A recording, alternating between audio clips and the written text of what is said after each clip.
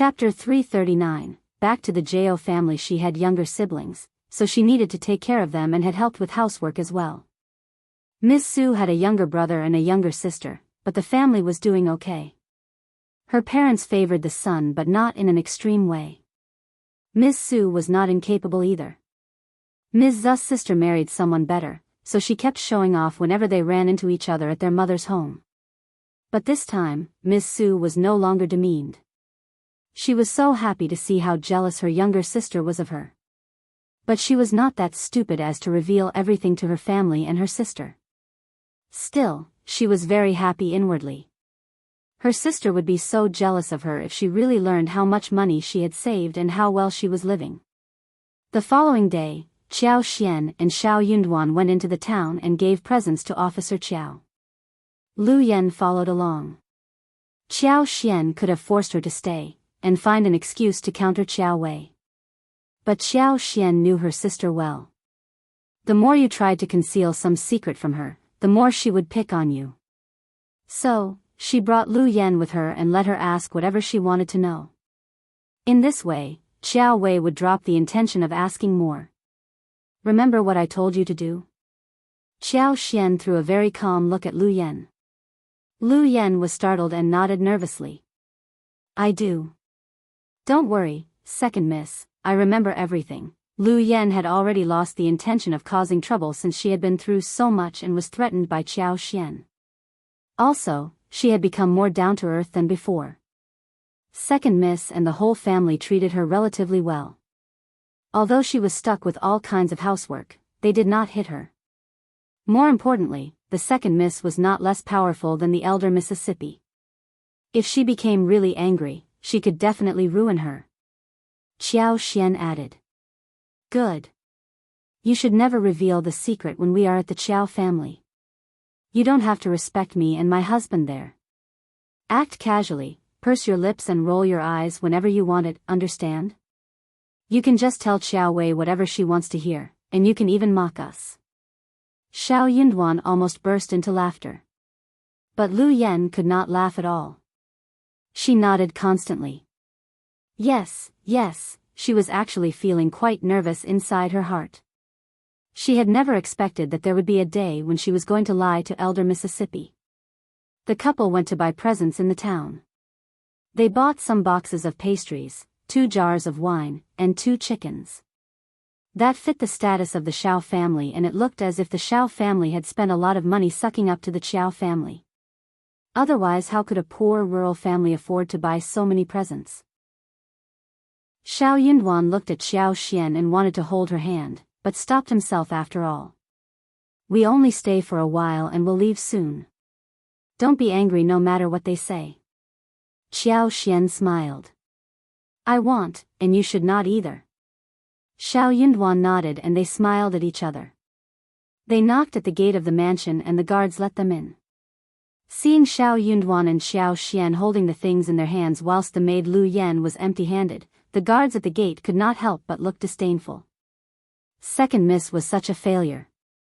Even the elder Miss Cat was more precious than second miss, and Lu Yan was elder Miss Maid. What could second miss do about her anyway? The guards felt jealous. It seemed that Lu Yan must have been acting like an arrogant miss at the Shao family. Chapter 340. Not for examination. Officer Qjao was present as well.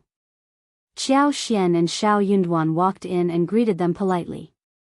Officer Qjao and his wife were not at all interested in their presence. The maids took them away the moment they accepted them. Officer Qjao nodded at them and behaved as if he had given them the biggest favor. Take a seat. Thanks, father-in-law. Shao Yunduan and Qiao Xian sat down. Qiao Xian had her eyes lowered and uttered no sound. Officer Qjao frowned and looked disgusted by how Qiao Xian behaved. This was the concubine's daughter he hated the most. She was timid, weak and quiet. She was not open-minded like Wei, nor was she lovely like Ko. She was not at all interesting for anyone to hang out with. She simply wasn't pleasing to look at. But Officer Qjao had not thought about what made Xiao Xian become so. Her mother, who was alive in the past, had been bullied by his wife all the time. What could a concubine's daughter like her do to survive? After a few words, Concubine Du said with a smile, "Second miss, you are still so shy, even in front of your own family. But as I look at you, I find that you seem prettier than before. Is it because of the good living in the countryside?" Xiao Ko chuckled inwardly, and threw an ironic look at Xiao Xian. Xiao Xian subconsciously cringed and said nothing. She reminded herself that next time, she needed to wear makeup that made her look sad and weak, not pretty. Seeing her slightly changed look, Xiao Ko believed that she was feeling very embarrassed.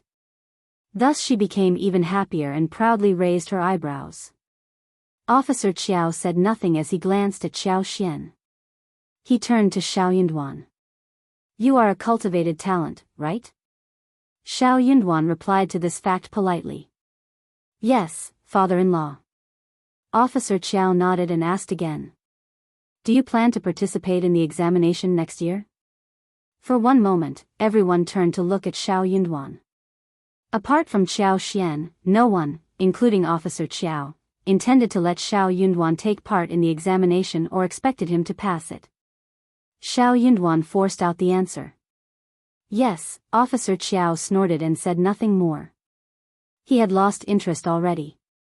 He did not think that this man would pass the examination anyway, just by looking at how unconfident he was.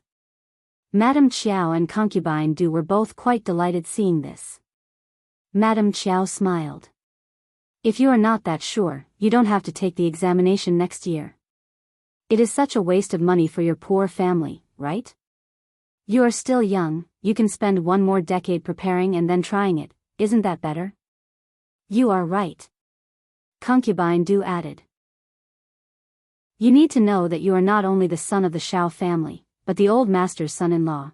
If you don't make it through, you are going to be a humiliation for our family too. I don't think you need to try it now. I heard that you need to be very well prepared to pass the examination. The chance is 1 out of 100. Honestly, you are too young to pass it." Officer Qiao looked serious as he nodded. "They are right. If you are not confident, you don't have to take the examination at all. What a waste of money and also a cause of humiliation, right?" Xiao Xian threw a sneaky look at Xiao Yunduan, who turned to gaze at her too. He lowered his head and indicated that she need not get worried. Chapter 341, Showing Off. Parents-in-law. Concubine Du, your words are reasonable. I will bear them in mind. Xiao Xian found it funny that her husband had started to become sneaky. He bore those words in mind, but he did not accept the suggestion. Officer Qiao instantly lost interest in Xiao Yunduan. What could a cultivated talent do? A cultivated talent might be quite admirable at the village, but for him, a cultivated talent was nothing. If Xiao Yunduan was just a cultivated talent, he would likely remain this for the rest of his life. He was not going to waste any more energy on a man like him. Officer Qiao got up. You can sit here if you want to, and have some lunch. Then he left, not offering them any reason why he was leaving. Seeing this, Madame Qiao got even more happier. She chuckled at them and said, "You can stay for lunch before heading back home." Xiao Xian and Xiao Yunduan exchanged a look and nodded. Neither of them was interested in the lunch, nor were they invited with a sincere heart, but they still decided to stay for politeness' sake, otherwise they would be pointed at by the people in the mansion. The couple had the same thought. They did not want to cause any trouble for themselves. Madame Qiao ordered the servants to take Xiao Yunduan to have a seat in the hall whilst turning to Qiao Ko. Your second sister is barely home, you can take her to your room for a while. Okay, mother. Xiao Xian nodded with a smile and guided Xiao Xian to her room. The yard was not very large. Madame Qiao had a separate yard, so did Xiao Wei. But Concubine Du and Xiao Ko shared one. Xiao Ko did not like Xiao Xian, nor did she have any interest in receiving her. But as she thought about how she could show off in front of the girl, she was very willing to bring Xiao Xian over. She sized up Xiao Xian, who was dressed in an ordinary garment. She guessed that she had not worn expensive silk clothes for a long while and was not wearing any jewelry. She had not eaten any snacks or good tea for a while too, right? As she thought about this, Qiao Ko realized that it was worth the while to suck up to the lineal mother and sister. After the meeting was dismissed, Xiao Wei took Lu Yan back to her room and asked her about what she had experienced at the Shao family. Lu Yan had no choice but narrated the story according to what Xiao Xian had told her. Hearing that the Shao family shared one rotten and shabby house with just a few rooms and that Xiao Xian had to work in the field and mountains, Xiao Wei and the maids were all laughing loudly. That serves her right. Xiao Wei suddenly felt rather glad, and snorted. Xiao Ko keeps talking nonsense. I know that a fragile and weak person like Xiao Xian would achieve nothing. Anyway, you can stay here. You don't need to go to the Shao family anymore. Xiao Wei did not care about the Shao family or Xiao Xian. She could give out a maid and take her back whenever she felt like it. What could Xiao Xian do? Okay, elder miss, thank you so much. Lu Yan was startled and thanked her happily. But she somehow felt very empty-hearted.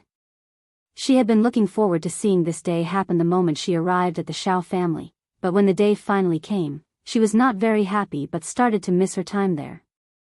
Xiao Wei did not sense that. She would never care about a maid and continued to laugh at Xiao Xian for a while longer before ordering them to get Xiao Xian and Xiao Ko over to her place. Xiao Xian was speechless when she saw Xiao Ko showing off in front of her for a long while. Chapter 342, Lipstick. Xiao Wei let out a sigh of relief when someone came to fetch her. She and Xiao Yunduan had behaved well and showed no leaks, so Xiao Xian did not think that Xiao Wei would do anything to her, apart from showing off. But Xiao Ko would help, so what she needed to do was to display no expression. Sure enough, Xiao Wei was acting the same as Xiao Ko. She laughed at her and kept showing off her clothes and jewelry. Xiao Xian occasionally gave a jealous look, which was noticed by Xiao Wei, who became even prouder. But Xiao Xian had a slight change when Xiao Wei showed off the one lipstick she had bought outside. Xiao Ko had a jealous look on her face this time. Xiao Wei had got 7 liang for one lipstick was too much for Madame Xiao to give all the time. But she had one of each color, and Ms. Su, Yang Xiaoni and Tao Tao all had one for each other too. Xiao Ko kept asking her proudly. You know what it is? Xiao Xian tried her best not to reveal her look and laugh.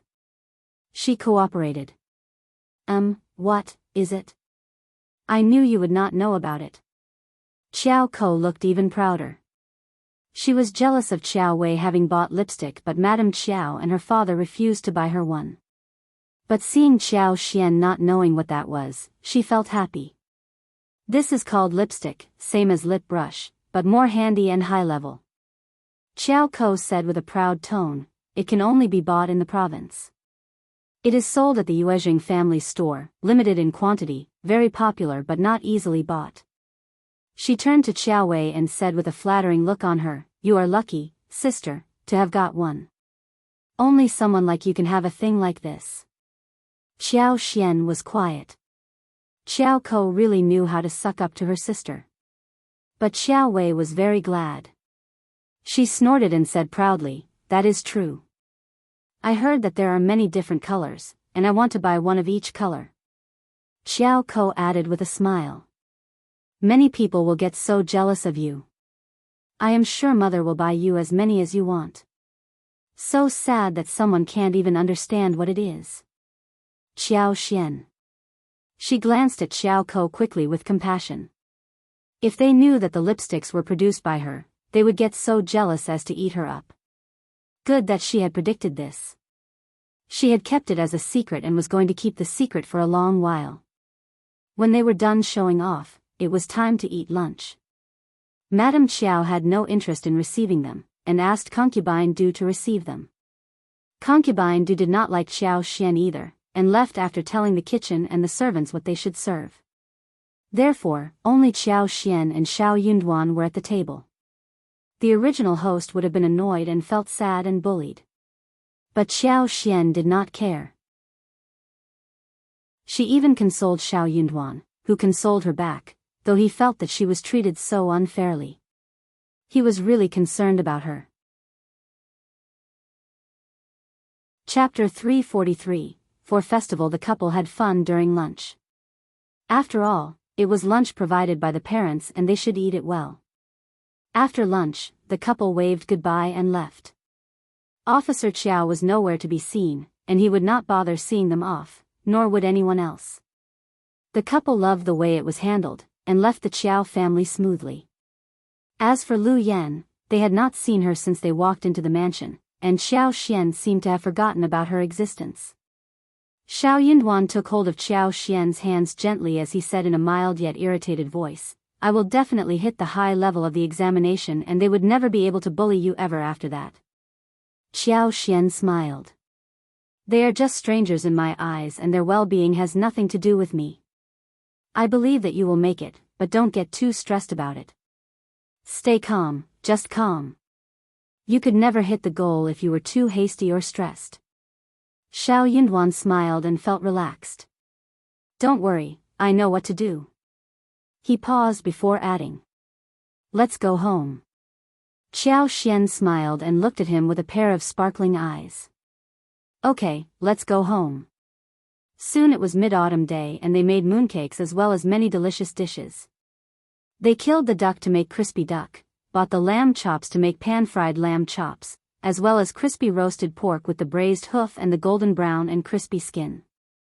The fish and shrimp in the river were quite plump at this time. 2 days before the mid-autumn day, Xiao Xian and Shao Xiaoqi went to catch fish. They got a lot of fish, and they were lucky enough to get 2 soft shell turtles.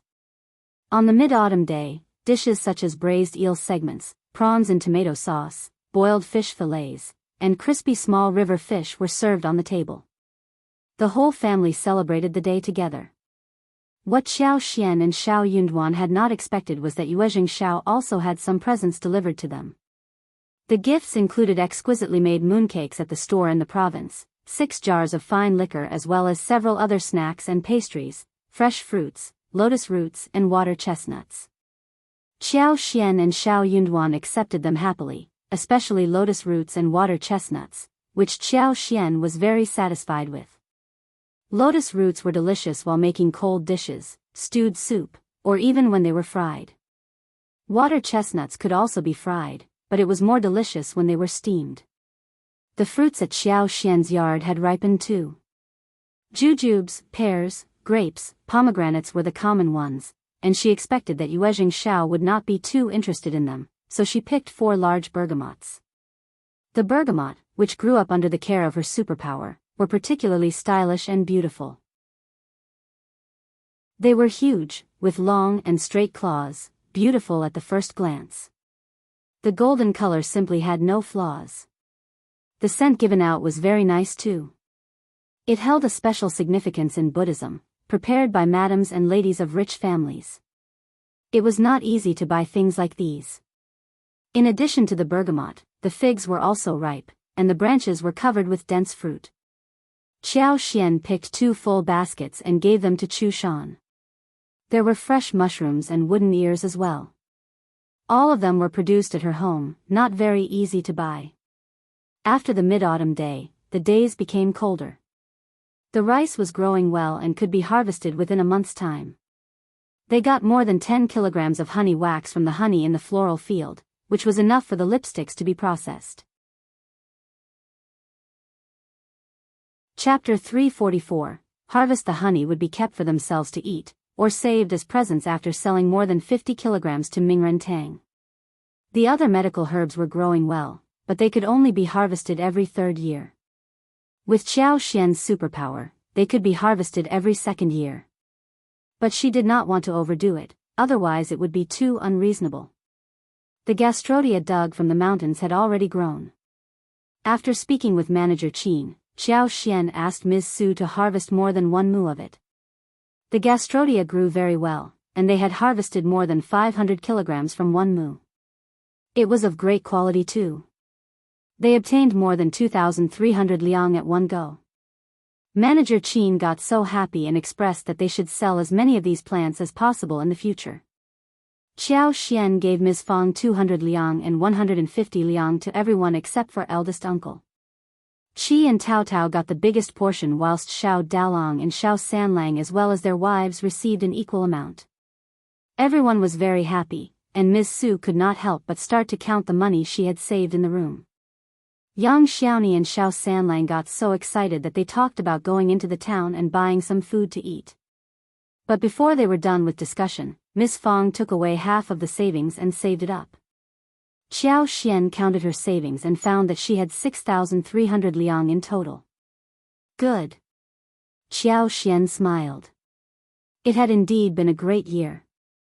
The roses could still bloom 2 times. After they bloomed, they needed to be pruned again, and her superpower could be applied to let them continue to flourish in the winter with energy. What she needed to do was to wait for the coming year when big and gorgeous flowers would grow vividly. She needed to go back and work on the lipsticks. Miss Su, Yang Xiaoni, and Tao Tao were all ready to help Xiao Xian with that. They were very occupied, but it was highly motivating as well. They could earn 41 a day. They could earn a lot already, but this was another way of making money. When the first batch of lipstick was made, the flowers were trimmed, nourished with water. Also, Xiao Xian put some of her superpower in it. As a result, after 2 weeks, the last batch of the lipsticks of the year could be put into production. She calculated and realized that they could make more than 1,500 in total. In that way, she could get more than tens of thousands of liang in properties. When the first batch of lipsticks were made, the rice was ready to be harvested. Autumn harvest was a busy period and much more tiring compared to spring plowing. The most feared thing when drying the grain was the rain. But in this season, a dark cloud and a shower often came, exhausting people. Every household was praying to heaven to bestow good weather upon them. They would not feel relieved until they had the sun-dried grains put away in the storage. If it rained during the sun drying, the millet would turn black, and the accumulated millet would ferment and then germinate, which was equivalent to complete waste. During the autumn harvest, everyone was racing against time to get good weather. Therefore, even if they had money and wanted to hire someone to harvest, it was very difficult to book the laborers on time. The first section of the family was lucky to have managed to hire people, who worked for them for 2 days, and the grains were all brought in. The whole family went into the field. While Xiao Xian and Ms. Fong took care of young babies and made food at home, doing all kinds of housework, Tao Tao, Qi, and Xiao Yunduan went into the field and worked hard. Chapter 345, Weather Forecast. Autumn harvest differed from spring plowing. It required good timing. Taking advantage of the good weather and the bright sun, they needed to quickly harvest the mature rice and dry it in the sun, otherwise, if it rained, especially for several days in a row, it would be a complete waste. Xiao Xian was a bit sorry about not having been able to develop her abilities of forecasting the weather. By sensing the sensitive changes of plants to the weather and the amount of moisture in the air, she could predict whether there would be rain or not. Now she could only predict the weather changes half a day ahead. But that was already good enough for this time of the year. She was able to know the future weather conditions half a day in advance, and that could help everyone perfectly avoid showers and ensure that the recovered food would not be wet by the rain. When the grains were recovered, the rain came down the following afternoon. Xiao Xian hurriedly told her family more than half an hour in advance that it might rain in a while, and the rice had to be quickly gathered and covered with something, or carried to the house or under the eaves. Miss Fong was a bit skeptical, but Xiao Yunduan stressed that Xiao Xian knew a bit about weather forecasts, and Miss Fong was used to trusting Xiao Xian. Thus she followed what she was told. Xiao Xian thought about the other families, and told Miss Fong asked Shao Dalong to inform the others. It was a very important thing for them to harvest since rain would ruin everything. Shao Dalong was honest, and when he passed on the message, people tended to believe him. Hearing what Shao Dalong said, the villagers looked up and saw the shining sun, laughing at him. Yunlian, you must be confused. Look at the fine weather, how can it start to rain soon? Yeah, don't joke about it at this time. What about your own home? You can't have put the rice away. Shao Dalong found the message a bit confusing too. He laughed as he scratched his head. Yeah, we have, but the weather changes a lot and we need to be very careful. When Xiao Dalong was gone, everyone started to get very confused and hesitant too. Is it real? I don't think Yunlian likes joking about, but what does he know? He is kind, but he is not so capable. Yeah, let's just watch out for the weather. Soon the wind blasted, and the sunlight faded away. Someone's heart skipped a beat, and he started to put away the rice. We need to be careful about everything. Yeah, it seems that Yunlian is right. I think the weather is changing too. But isn't it a normal change? It won't rain, will it? So those who put away the rice had no problem with their crops because soon the rain poured down. Those hesitant ones did not make it, and some rice was unfortunately wet. They just hoped that the rain would not last for too long. From that time on, some families, who had been in a good relationship with the first section of the family, kept their eyes on how the first section of the family moved. They would follow suit seeing when the first section of the family started to put away rice. Therefore, after a while, the first section of the family became the indicator of weather. Qiao Xian did not stand out to say so, and when they were asked, they all said that it was Shao Yunduan who had learned that from books, and gained some knowledge about it. Chapter 346, Teaching for Free. The villagers suddenly felt a lot of respect for him. Cultivated talent is very different from the rest of us. Yeah, that is why he is a cultivated talent. He is so smart, a cultivated talent knows everything. Due to the autumn harvest, Shao Liulang happened to be at home on the break from the college. Hearing the rumor, he felt so jealous that he sneered. He doesn't read anything from the books, he is just trying to fool you all. The first section of the family was not helping the second and the third section of the family for the autumn harvest because they already owed them so much labor fees. The second and third section of the family got really annoyed and only eldest uncle was willing to offer help. Therefore, Shao Liulang was even more sour about Shao Yunduan. But what could be done anyway? The first section of the family was no longer helping them for free. If they've dared to challenge them, they would show the contract to them. They had helped with the spring plow and would not continue to help them for free. Shao Liulang was feeling very unconvinced. He went to Shao Yunduan and showed a fake smile.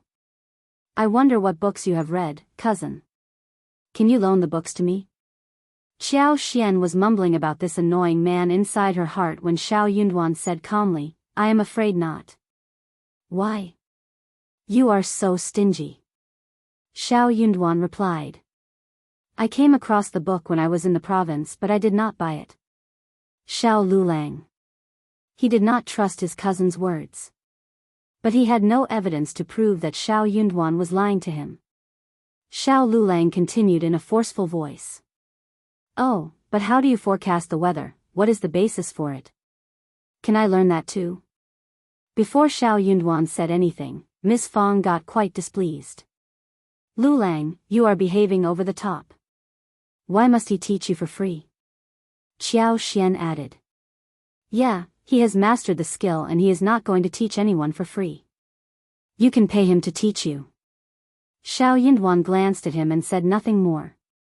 In silence, he agreed with what Qiao Xian and Miss Fong said. Also, that made sense. He had no obligation to share his skills with others for free. Anyone who understood that would not even ask about it. Shao Liulang snapped and said, Then I am going to remind you, cousin, that you are just fooling others. Be careful not to show your fox's tail. Miss Fong shouted. What are you talking about? Shao Liulang stiffened and left the place in pretentious calmness. Miss Fong shouted behind his back. Don't come to our door if you are going to continue to talk nonsense. Stay away from us, as far away as possible. What kind of a man is that? Miss Fong sneered. Yunduan, just leave him alone, he is just narrow-minded and jealous. Shao Yunduan smiled. Don't worry, mother. I don't care. Qiao Xian whispered to him. Don't stress, I won't allow you to show your fox's tail. Shao Yunduan smiled and tilted his head, looking at her. Okay. After the autumn harvest, Qiao Xian and Tao Tao continued making lipsticks. Xiao Liulang was ready to take the examination. He would make it to a cultivated talent if he passed it. Ms. Ma and third uncle even took Xiao Liulang to kowtow to the ancestors and asked for their blessings. Chapter 347. Furious Ms. Ma and third uncle were very confident. The reason why they were confident was that if Xiao Yunduan could make it, so could their son. Ms. Ma was quite displeased thinking that Xiao Yunduan became the cultivated talent before her son did, so she went to Ms. Fong again and uttered a few sour words. Ms. Fong said firmly, "My son is a cultivated talent anyway." That was a fact that could not be changed. Ms. Ma was indeed furious. The result was announced soon, but Xiao Liulang and third uncle were both quite distressed after checking the result in town. Ms. Ma's heart skipped a beat, as she forced a small smile looking at their faces. "Doesn't it look good?" "It is okay as long as you cleared the level." Xiao Liulang threw her an expressionless look, snorted and returned to his room. "Oh well." Ms. Ma turned to look at third uncle. Before the third uncle was able to say anything, the eldest uncle asked concernedly. "How is it? Did Liulang make it?" Third uncle instantly burst into anger. "Eldest brother, you are here to joke with us and poke us in the heart, right? Your son was lucky enough to make it, and he even has a wonderful wife. You don't need to show off here." "What did you say?" Eldest uncle was shocked. He looked unconvinced and replied. "I am here because I care about Liulang. You are not showing care towards us." Third uncle said angrily, "You are laughing at us." Elder uncle's eyes widened. "But, do you mean to say that Liulang didn't make it?" "What?" Ms. Ma's eyes widened as she screamed. "How could that be possible? My son is so talented. How could he fail when Yunduan made it? It must be a huge mistake." Eldest uncle frowned slightly at what Ms. Ma said. But he could not complain about this. He opened his mouth and was about to say something, but then he sighed in silence. Third uncle left in a hurry, saying nothing more. What else could he possibly say? Ms. Ma was still in shock, as she mumbled. "That is not possible. My son failed? But he can do anything, how can he fail?" Eldest uncle sighed, glanced at Ms. Ma and felt equally disturbed. He was very happy when his son Xiao Yunduan made it because that was an honor for him. But he could not show off in front of the third section of the family when Xiao Liulang failed, fearing to hurt them deeply. For some reason, he could not help but feel a bit guilty when Xiao Yunduan made it but Xiao Liulang did not. He had hoped that both Xiao Yunduan and Xiao Liulang could make it to a high level. But Xiao Liulang failed once again. Sigh. Eldest uncle sighed, feeling distressed. No wonder his third brother snapped at him. Third sister-in-law. Eldest uncle felt that if he left without saying a thing, the situation would be even more embarrassing. So he sighed emotionally. "You don't need to be distressed.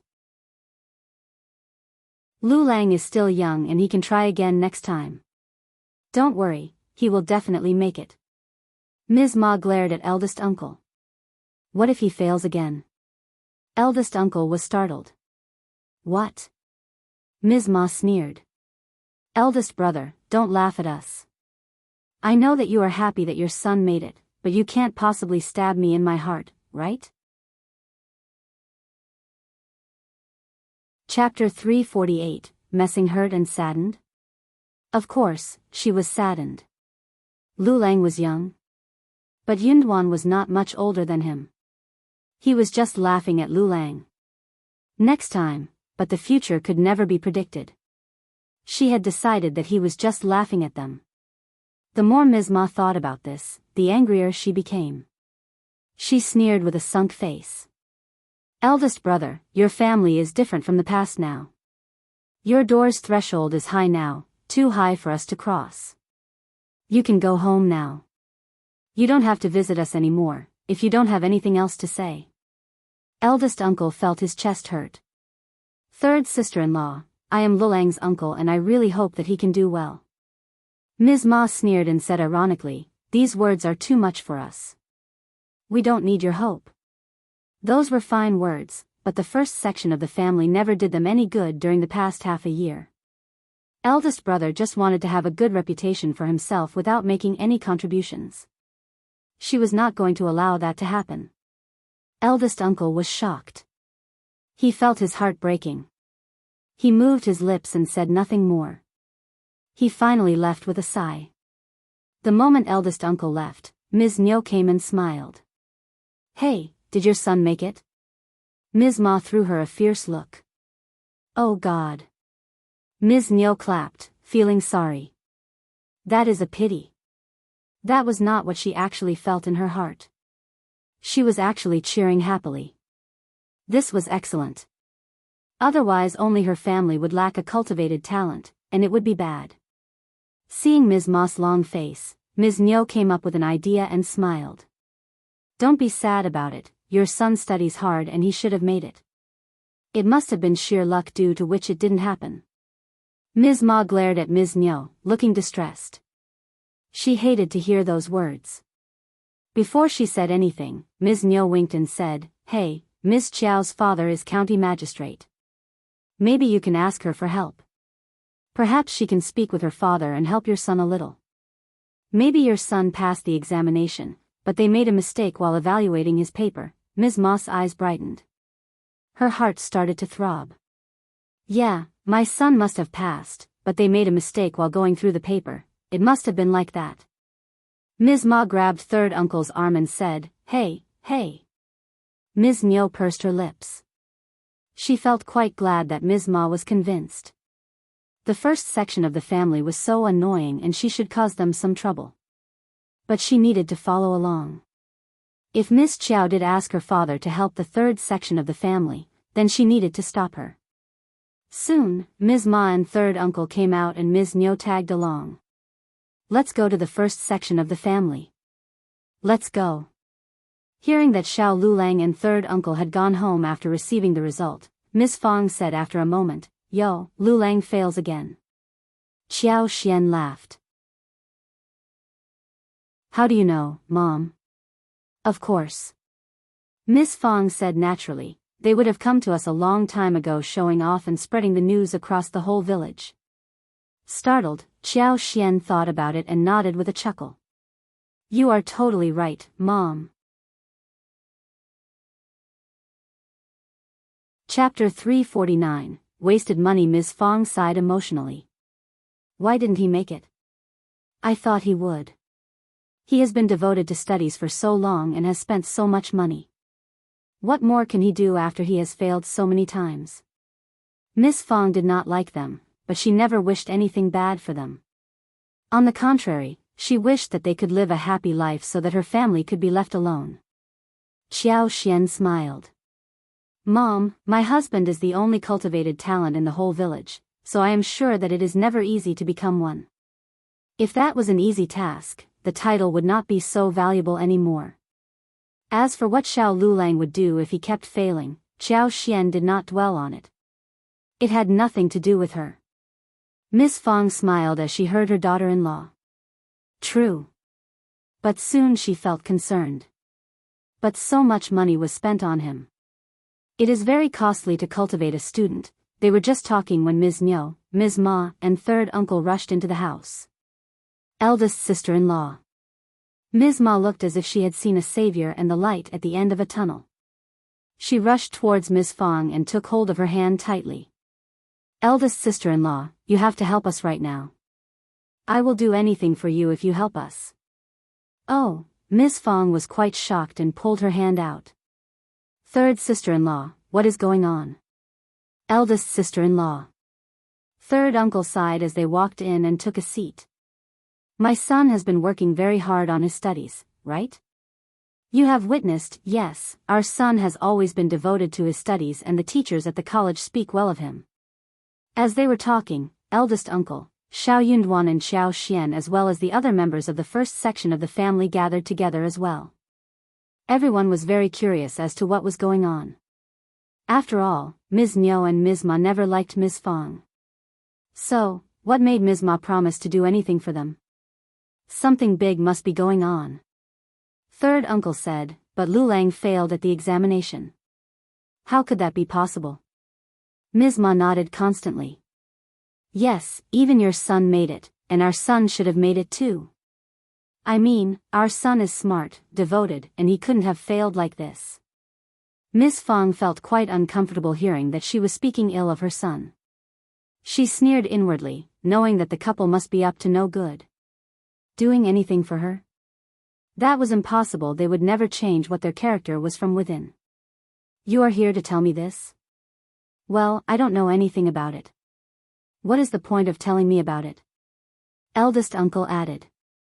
Yeah, third brother and sister-in-law, Liulang is still young and he will definitely make it in the future. Don't stress him too much. Third uncle and Ms. Ma did not like what they heard. Yeah, your son had made it so you could say whatever you wanted. If your son had failed, you would not have said something like this. Third uncle said, elder brother, elder sister-in-law, we don't believe that Liulang really failed. We suspect that his paper has been wrongly judged. Hence, could the fifth niece-in-law just tell her father Officer Qjao to check the paper for us? We are a family, and if Liulang makes it and has a promising future, we will pay back this favor to Officer Qjao. Chapter 350, Talk with Senior People. Third uncle was worried that what had been said was not straightforward enough, so he clarified again. Of course, we won't let Officer Qjao do that for free, we will prepare enough presents to thank him. He almost said that he wanted Officer Qjao to cheat by helping add Shao Liulang's name to the list. Miss Fang and eldest uncle had not expected that third uncle and Ms. Ma would have thought about such a method. They, for a moment, had no idea what the family was talking about. Shao Yunduan's facial expressions changed and he said coldly, "Are you crazy, third uncle and third aunt?" Eldest uncle immediately reacted. Yunduan, what are you talking about? They were already in a bad mood since their son failed the examination and he was just adding fuel to the oil.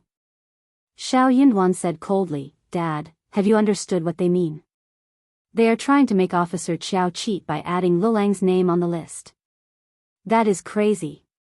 If it is revealed, Liulang will never be able to attend any examination in the future, and Officer Qjao will lose his job, and he may be imprisoned too. You think this is a minor thing? Miss Fang shouted furiously. You are just mental, how can you even think about this? Ms. Ma was shocked but still replied. You don't need to frighten us, it is not that serious. I just think that the paper is erroneously judged. It is a situation where a wrong needs to be made right. Shao Yunduan responded in a clear voice. If you really think that the paper is wrongly marked, you can send the paper to the government office and ask the authority there to do a re-examination. Officer Qjao can't make this decision. If you don't believe me, you can ask your son yourselves. Going to the government office? That was not possible. They would not be okay heading to a strange city in the province. Also, Ms. Ma did not think that it would work out favorably for them. That was not a place for people like them to be at. Hence, she still insisted. It means that they can recheck the paper, right? That is reasonable, isn't it? As long as Officer Qjao was willing to offer the help, they could find any kind of excuse to do so, no one would dare counter that. Also Ms. Ma was confident that her son must have been wrongly judged on the paper. Third uncle was also somehow confident. Yes, as long as Officer Qjao can extend a hand, we can definitely make it. Eldest brother, eldest sister-in-law, please, this is about Shao Liulang's future, we are begging you. Shao Yunduan did not have any idea what more to say, but sneered. You think it is very easy to recheck the paper? If it was an easy thing, every participant would do so, and the whole situation would get messy. I told you, the officer and scholars should join forces to recheck the paper. Maybe, some learned people would come forward and take a look at it as well. If there is any problem with it, then it would be Officer Qiao's fault not to have recruited the right talents and get seriously punished. If the result is the same, your son will be hit and forbidden to participate in the examination again in the future.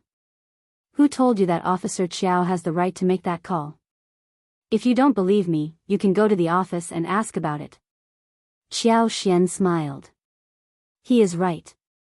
It is a huge thing if a mistake on the paper is done, and any wrong result can cause someone's death. You must be mental to have suspected the fairness of the recruitment.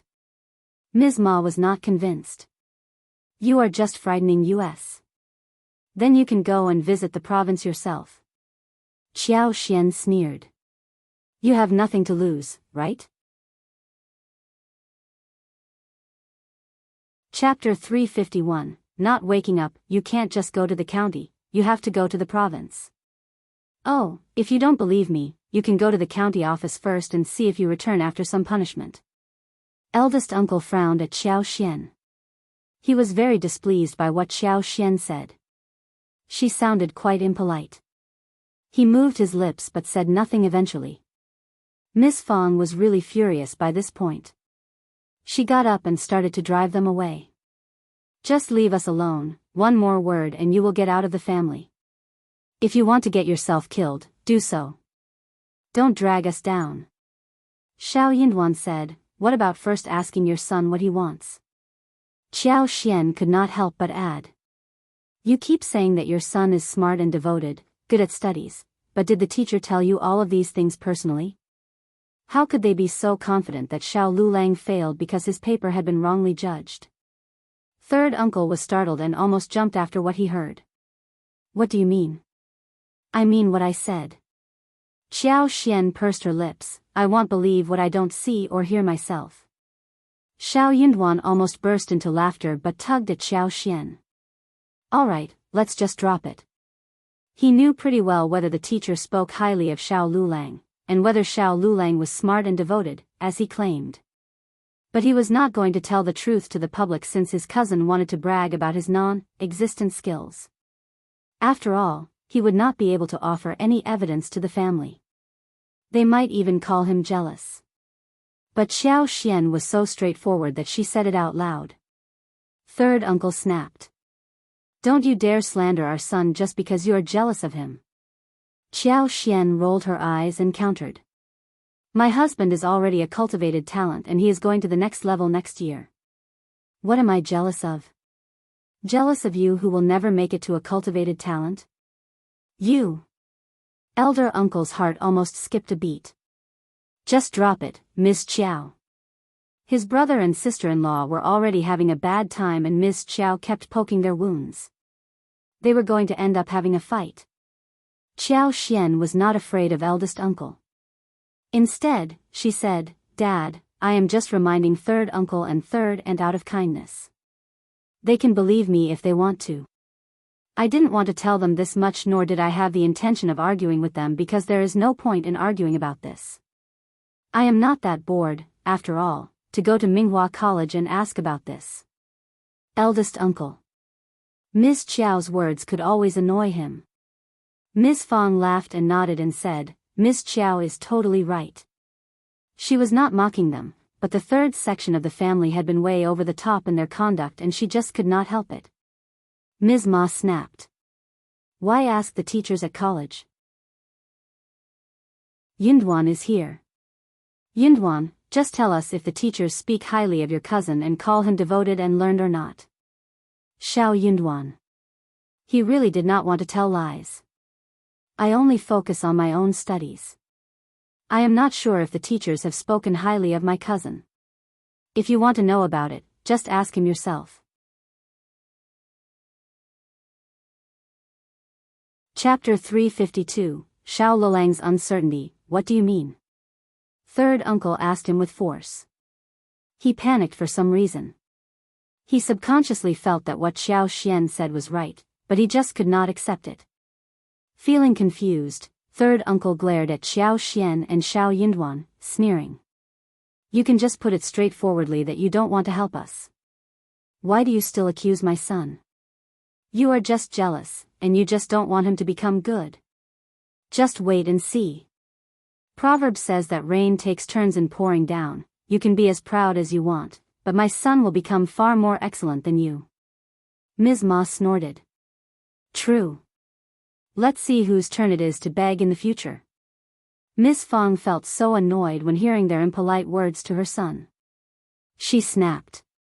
Then let's see what happens. No matter what happens to my son, I will never turn to you for help. Anyways, we have never turned to you for any help ever. Third uncle got so annoyed that he ignored Ms. Fong and shouted at Ms. Ma. Let's just go. Ms. Niu chuckled as she watched the whole show. Then she left with the couple of the third section of the family. Ms. Fong glared at eldest uncle. Look at your brother's family, what kind of people are they? Yunduan is better than Liulang, so what? They can speak highly of their son if they want to, but why must they talk down to our Yunduan? I do hope that everyone can live a good life, but they don't wish so. They hope that we will have a hard life so we can turn to them for help. But honestly, if that day really comes, do you think that they will help you? Having said that, Ms. Fong left angrily without waiting for eldest uncle Shao. Yunduan left along with Xiao Xian. The others all dispersed into different directions as well. Eldest uncle felt his heart breaking down. He had done nothing wrong, but why did he feel that everyone else believed that he had done something wrong? What had he done wrong? He was just feeling sorry for his third brother and third sister-in-law. He was their family and he should feel sympathetic towards them, right? It was not good to laugh at them or counter them, no? When it came to the third section of the family, Ms. Ma got so annoyed that she cursed Xiao Xian and Shao Yunduan. The couple knocked at Xiao Lilang's door and asked him about what happened. Both of them talked one by one and they exaggerated certain things to make the story sound reasonable. After a long while, Xiao Liulang finally understood what they were talking about. He could not help but feel moved. Yes, he was very confident about his abilities, but why did he fail again? Maybe the paper was wrongly judged after all? If the paper could be rechecked, he might make it to the next level? Seeing the expression on his face, Ms. Ma got excited and snapped. Ms. Qjao and my nephew are just liars. They keep frightening us and saying that we can't do this unless we want trouble coming to us. They just don't allow us to flourish. Shao Liulang brought himself back and his face changed. Just forget about it, the results can't be changed once they are out. Third uncle and Ms. Ma found what he said even more motivating.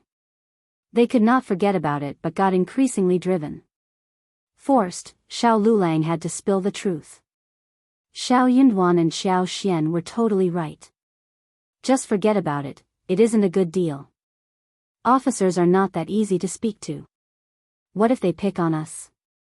We are just civilians, unable to counter them. Chapter 353, Mountain in Autumn. Third uncle and Ms. Ma both fell silent. They were quite taken aback. Ms. Ma burst into tears. Then what can we do? Poor Liulang, your paper has been wrongly judged, how terrible it is.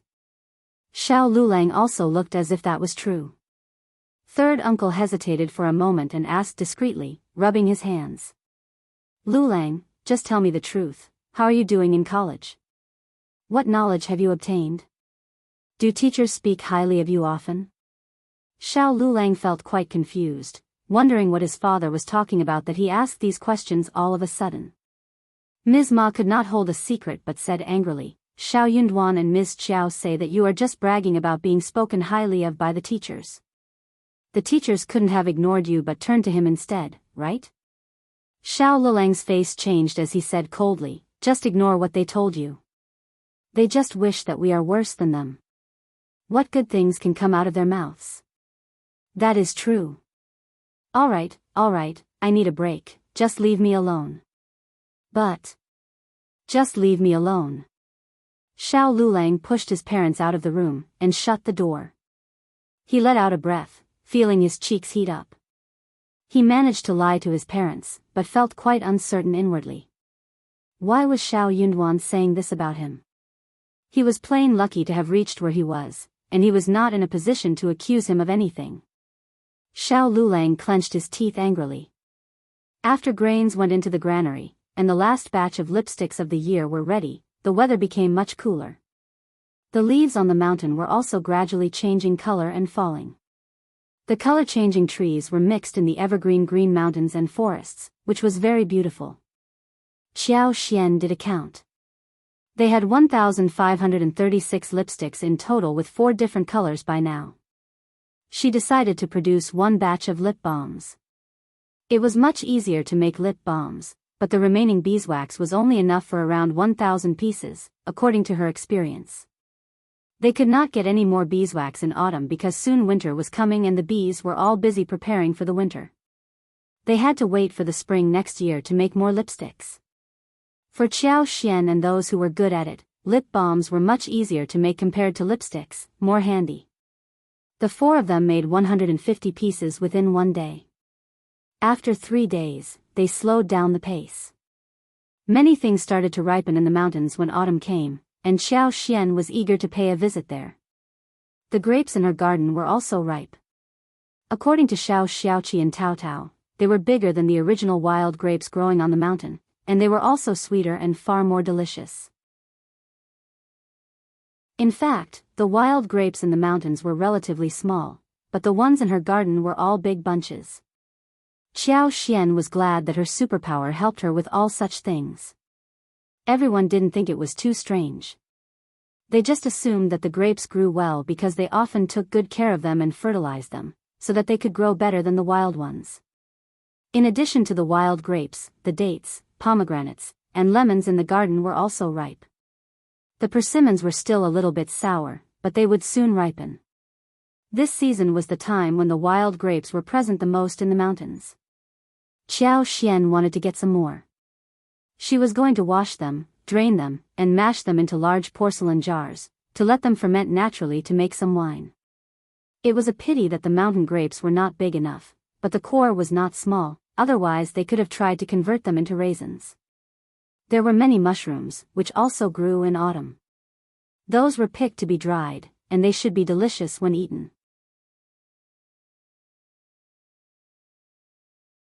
Chapter 354. Into mountains again. Xiao Xian had been thinking about the creeping figs and expected that they would be ripe by this point.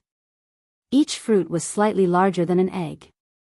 They could pick it and bring out a pack of finely crushed seeds from inside, and dry it in the sun. When they wanted to eat the jelly, they could wash it with water and let it condense. They could break the transparent jelly in a bowl, add some sugar water, a little mint juice, and some other nuts. That was the taste she had been thinking about for a long time. When the work in the farm wasn't that heavy, Shao Dalong and Ms. Su and others waited for Qiao Xian to go into the mountain together.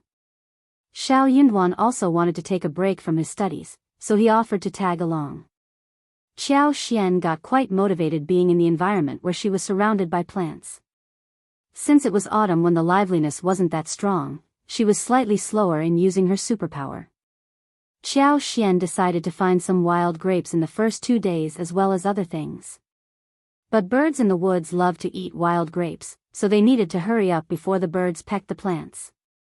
Wine made with grapes could be brewed easily, so they had 3 large jars that could hold at least 100 kilograms of wild grapes.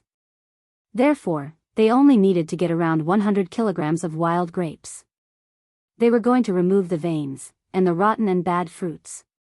Wild grapes were plants with veins, and they kept climbing up to the top of the trees so as to get plenty of sunlight. Therefore, it was not an easy job to get the grapes. There were mountain grapes also present in low and wide places, but often the mountain grapes in low places did not grow well, and the output was very low. Shao Xiaoqi was quite familiar with the woods, and he was quite happy and energetic. There were all kinds of wild fruits in the mountains, especially in the sparsely populated and densely forested mountains. Soon, Shao Xiaoqi saw the wild grapes hanging on the top of the pine trees, as he said with a smile, "Look, the grapes are there." "Yes, there are grapes. They look delicious." "I agree." Shao Sanlang and his wife said the last 2 words. The tree was not too tall and twigs were very thick, so Shao Ziyake climbed up very easily while the others were just looking up at him. Soon Shao Xiaoqi came down and had half of the basket filled with the fruits.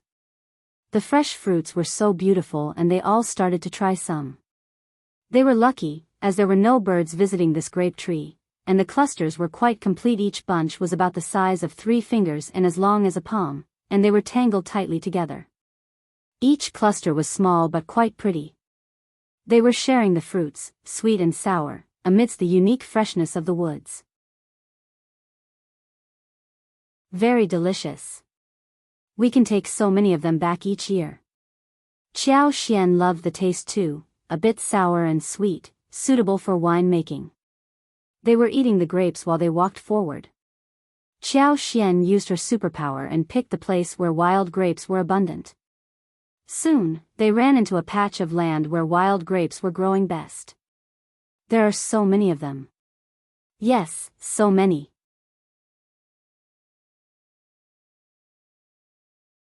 Chapter 355, Harvest. It seems that there are many wild grapes in the mountains this year. Otherwise, how could they easily find one patch of land full of it? They all nodded in agreement. Their arrival had startled the animals who were eating the grapes. Soon, some birds took off. The trees were relatively high here, and some twigs were quite fragile. So they needed to be careful not to break them. They were all aware of this. As they were talking, they all went up onto different trees. Only Shao Yunduan and Xiao Xian remained on the ground. They exchanged a look and laughed. Xiao Xian said with a smile, "We are just waiting for the food to come to us." Shao Yunduan smiled. "That is our ability too." Xiao Xian laughed. Her husband had learned to speak tricky words. But the couple were not idle. Xiao Xian just glanced about with her superpower. This plain-looking forest was actually a huge feast for the eyes of Xiao Xian. There were treasures everywhere. She could see roosters, rabbits, muntjac, and all kinds of wild birds. But she could not do anything about it. Still, she couldn't help wanting to pick all kinds of mushrooms in the forest. There were many kinds of straw mushrooms, pine mushrooms, side ears, large mushrooms, enoki mushrooms, and shiitake mushrooms. Although the quantity of each type was not large, the two of them still found quite a lot of them. By this point, they had not yet walked too far away. 1 hour later, those on the trees came down.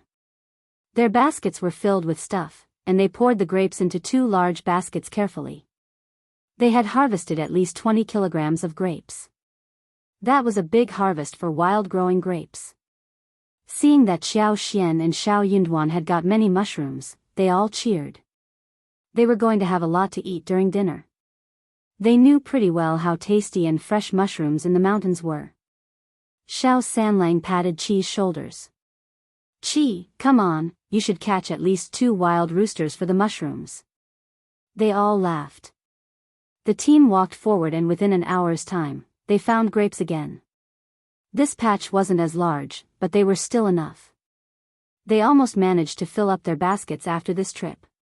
So, Shao Sanlang and Yang Xiaoni went home with the grapes first. Otherwise it would be too tiring to carry them around. Shao Sanlang still reminded Shao Xiaoqi as he was about to leave. "Qi, don't forget about the roosters, or even rabbits will do." Xiao Xian laughed. Shao Xiaoqi threw a helpless look at him. "Don't worry, third brother, I am definitely going to get some." As the couple left, Xiao Xian and the rest were holding cloth bags. They stopped looking for grapes, but turned to search for mushrooms and wild animals. They had more than 30 kilograms of grapes today, and they needed to deal with them before continuing the next day. Xiao Xian could focus on finding the creeping figs at this moment. But she did not find any.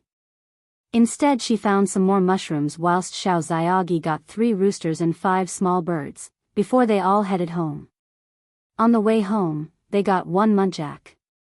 It was not that hot, especially during the night when the temperature dropped tremendously.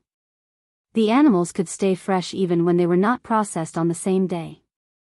But they could not be put there for too long. They got down to work as soon as they came home. They needed to process the grapes overnight. They washed them, picked them off the twigs, filtered them and put them in the jars.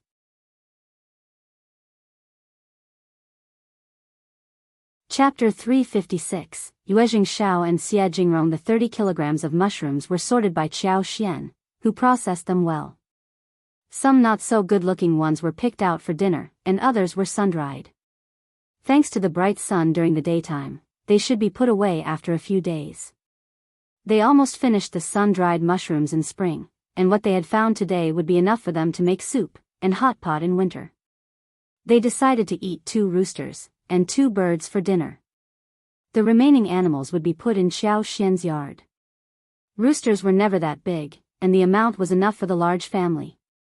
As the 2 birds were stewed with yams, 1 rooster had the breast meat sliced, marinated and battered, then stir-fried with fresh mushrooms. The rest was cut into dices and added with only ginger, garlic and scallions for braise.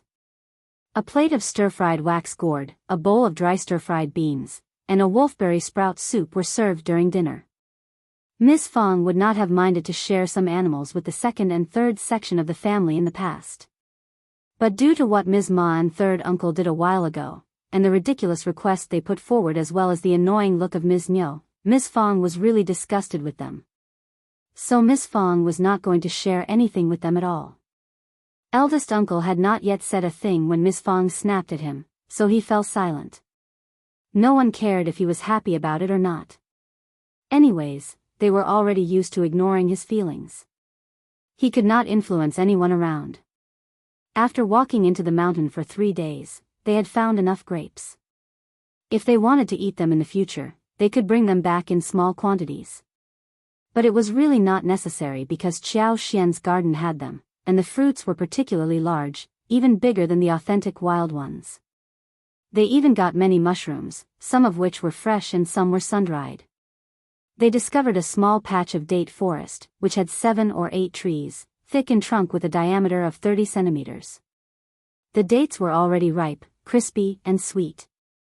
They paid a visit to the mountain 2 times and got all the red, ripe ones down. They carried them home to dry. These would be made into dried dates, added to the stewed soup, added to the tea, to the porridge or eaten as snacks. They could also be used to make date cakes or date paste fillings. In addition, there were other wild fruits that could not be named, which were weird in shape and different in colors. Xiao Xian could use her superpower to determine whether the fruits were poisonous or not. Actually, those wild children growing in the mountains could always tell that as well. Shao Xiaoqi and Shao Tao Tao got a few and presented them to Xiao Xian. After taking a break for 2 days at home, they decided to go into the mountains to find the creeping figs when Yuezheng Shao and Xia Jingrong arrived there unexpectedly. Only now did Xiao Xian and Shao Yunduan remember that they were here to hunt with them. Yuezheng Shao and Xia Jingrong were afraid of drawing the county magistrate's attention, so they changed into ordinary dresses and came with ordinary wagons, without showing anything about their real identities. The effort was totally worth the while. They spent 1 night at the hotel as they arrived at the county, and the following morning, they headed towards the village. But they again ran into Widow's son the moment they came to the village.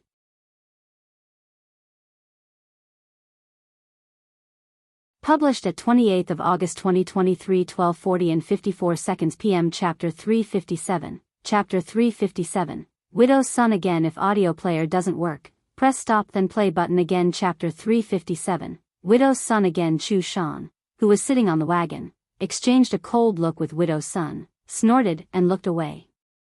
It was this woman who tried to set up his young master and young master Xia, because of which he ended up being scolded. Chu Shan disliked this woman deeply.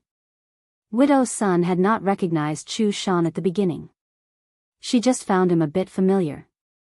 But wagons were rarely seen in the village, so she suddenly remembered who they were. It's them. So they are visiting Shao Yunduan again? How can that man get to know so many rich people? Widow's Son could not help but feel curious, wondering who was in the wagon. But she knew clearly that she could not visit them, otherwise Miss Fong would blast her off. But Widow's Son was too curious to restrain herself. She could not help but wonder what on earth was going on there. So Widow's Son went to Ms. Nyo again. Hey, remember what I told you about the guests of the first section of the family? They are 2 rich young masters in the wagon. Widow's Son winked. Your Miling is still unmarried, right? This is a great opportunity, and you can't miss it. If Tao Tao steals the show and becomes the wife of some rich people, your Miling will have a lot of difficulty in finding a better suitor. Ms. Nyo did not want to speak with Widow's Son because Shao Yunduan turned her down last time when she asked. But when she heard the last sentence, she could not help but feel motivated. So, Shao Yunduan and Ms. Fong refused to introduce the two young masters to her because they expected Tao Tao to marry one of them? That was not going to work. Ms. Niu made up her mind and pursed her lips. Just forget about it, Shao Yunduan is nothing more than a cultivated talent. How rich can his friends be? But I can have a look at them. Ms. Niu got up and started walking. Widow's son followed up, smiling. It depends on who you are comparing them to. The two men are in a wagon and they have servants. I believe that they are definitely richer than us, right? Ms. Niu snorted, and admitted that Widow's son's words made sense. She thought the same thing as Widow Sunday. Those who could befriend Shao Yunduan must be rich but not as rich as those big shots. If the two women knew how much wealth the Yuezheng family and the Xia family had, they would not think about having a marital relationship with them. Xia Jingrong and Yuezheng Shao's sudden visit surprised Shao Yunduan and Xiao Xian. The family met them for the second time and was already used to their arrival. They greeted each other, and Ms. Fong put away the gifts they had with them. She asked young Xiaoni to boil water and prepare the tea whilst instructing Tao Tao to fetch the keys from Qiao Xian and pick some fresh grapes and dates from the garden to serve the guests. She had no idea about what to prepare for lunch, and decided to wait for Qiao Xian to figure it out. The two young masters looked neatly dressed and they seemed to be interested in dishes cooked by Qiao Xian, not others. Ms. Fong felt very honored that these two young masters had befriended her son, and she decided to treat them well. The tea leaf was lavender whilst the fruits were newly picked. Yuezheng Shao was very curious about everything in their family. Those ordinary-looking dates and grapes seemed quite unique in their eyes. They had a bite of each and sure enough, they tasted extremely good.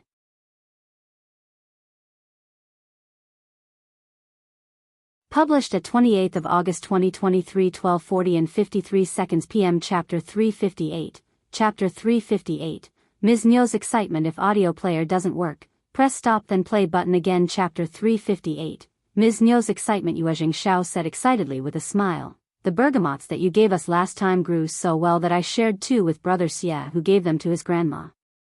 She loved it. Do you have any more of those? Please give us some more this time." Shao Yunduan and Xiao Xian gave that as a gift to Yuezheng Shao during the mid-autumn day, but they did not give it to Xia Jingrong. That was because her family and the Xia family were not in a very familiar relationship, and a family like the Xia family would not receive presents easily. They had no idea what to give to them, so they gave nothing to Xia Jingrong. Xiao Xian smiled. "Yes, I have a dozen on the trees, all growing well. We will need 3 and 4 for the new year, you can take the rest away." The bergamots looked really good. Xiao Xian considered planting some more next year. Yuezheng Shao did not turn her down and smiled. "Okay, I will take them." Xia Jingrong nodded with a smile to express his gratitude. They did not need to think about what to take and give. They were just exchanging gifts. Xiao Xian and Shao Yunduan laughed. They appreciated friends like Yuezheng Shao and Xia Jingrong. They were just chatting, when Ms. Niu and Widow's son walked in. Ms. Niu glanced about and her eyes brightened, her heart throbbing in excitement. These two young masters were so handsome. Look at the clothes they were wearing and the wagon and the servants. Xia Jingrong and Yuezheng Shao were not into showing off. They were not exquisitely dressed for the trip to the Shao family in the village. That was why Ms. Niu believed that they were within her league, thus getting extremely excited. They looked handsome and they had money. They were just right to be her son-in-law. Yunduan and Ms. Fong were so stingy not to introduce them to her. Now that she was here, she was not going to let them stop her. "Oh, we have guests over. I have never seen you before. Where are you from, two young masters?" "Oh yes, I am Yunduan's second aunt, married to his real second uncle." Ms. Niu was glancing at Yuezheng Shao and Xia Jingrong, feeling quite confused and excited at the same time. Both of them looked so nice, which one should she pick? Xia Jingrong frowned and stayed silent. Yuezheng Shao smiled, feeling that this so-called second aunt of Shao Yunduan seemed quite rough, yet she was part of Shao Yunduan's family. So he was about to answer her when Xiao Xian stood up. She took hold of Ms. Niu's arm and smiled. "Second aunt, you are here to speak with my mother, right? She is in the backyard, come with me." She then glanced at widow's son who was rolling her eyes. She asked her straightforwardly. "Aunt's son, what are you doing here?" "Visiting my mother." Widow's son smiled and said, "We are guests and we can, of course, see each other. But Miss Qjao, you are a junior in the family and you should not speak with me like this in front of guests, right?" Xiao Xian had no interest in concealing anything in front of Xie Jingrong and Yuezheng Shao. After all, not everything could be concealed or ignored. For example, Ms. Niu and Ms. Ma, who always tried to portray as if they were a good, united family. Yuezheng Shao and Xie Jingrong would not mind the truth about their family situation, since they were friends. The two of them understood clearly what Ms. Niu was like the moment she showed up. It was totally reasonable when she spoke harshly.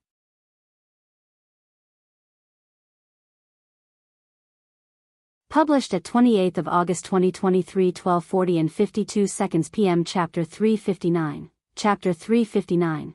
Driving away. If audio player doesn't work, press stop then play button again. Chapter 359. Driving away. Also, they both were from big, noble families, where they had seen infights all the time. So, they would not dislike them for no reason. Xiao Xian smiled. "You spread a rumor about our family and had a fight with my mother. I am just curious about what you are doing here at our door." Yuezheng Shao burst into laughter. Widow's son had not expected that Xiao Xian would humiliate her in front of everybody.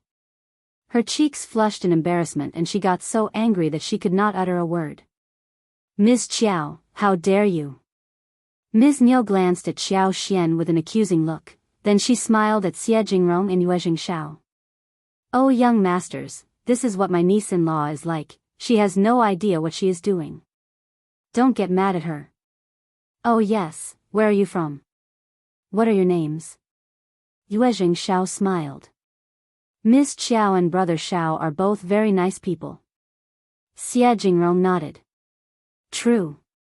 Ignoring Ms. Niu, Xiao Xian pulled her away when Miss Fang and Yang Xiaoni came out of the backyard, looking dumbfounded seeing the two women. Miss Fang took hold of Ms. Niu and dragged her away. Widow's son got a glare from Miss Fang and she hurried away saying that she had something else to do at home. Miss Fang grabbed Ms. Niu in the backyard, saying furiously, "Stop being so embarrassing at my house." Ms. Niu was unhappy. "Why am I embarrassing you? You just don't want us to live a better life. These two young masters look like a great match for my Miling. Stop it. Now." Miss Fang almost wanted to give her a kick. "Ms. Niu, they are Yunduan's friends and they are here to visit Yunduan. Look at your Miling, how can she be a match for them? Don't turn her into a joke so she has no reputation left. Or else don't regret your actions later. Their marriages will be determined by their families.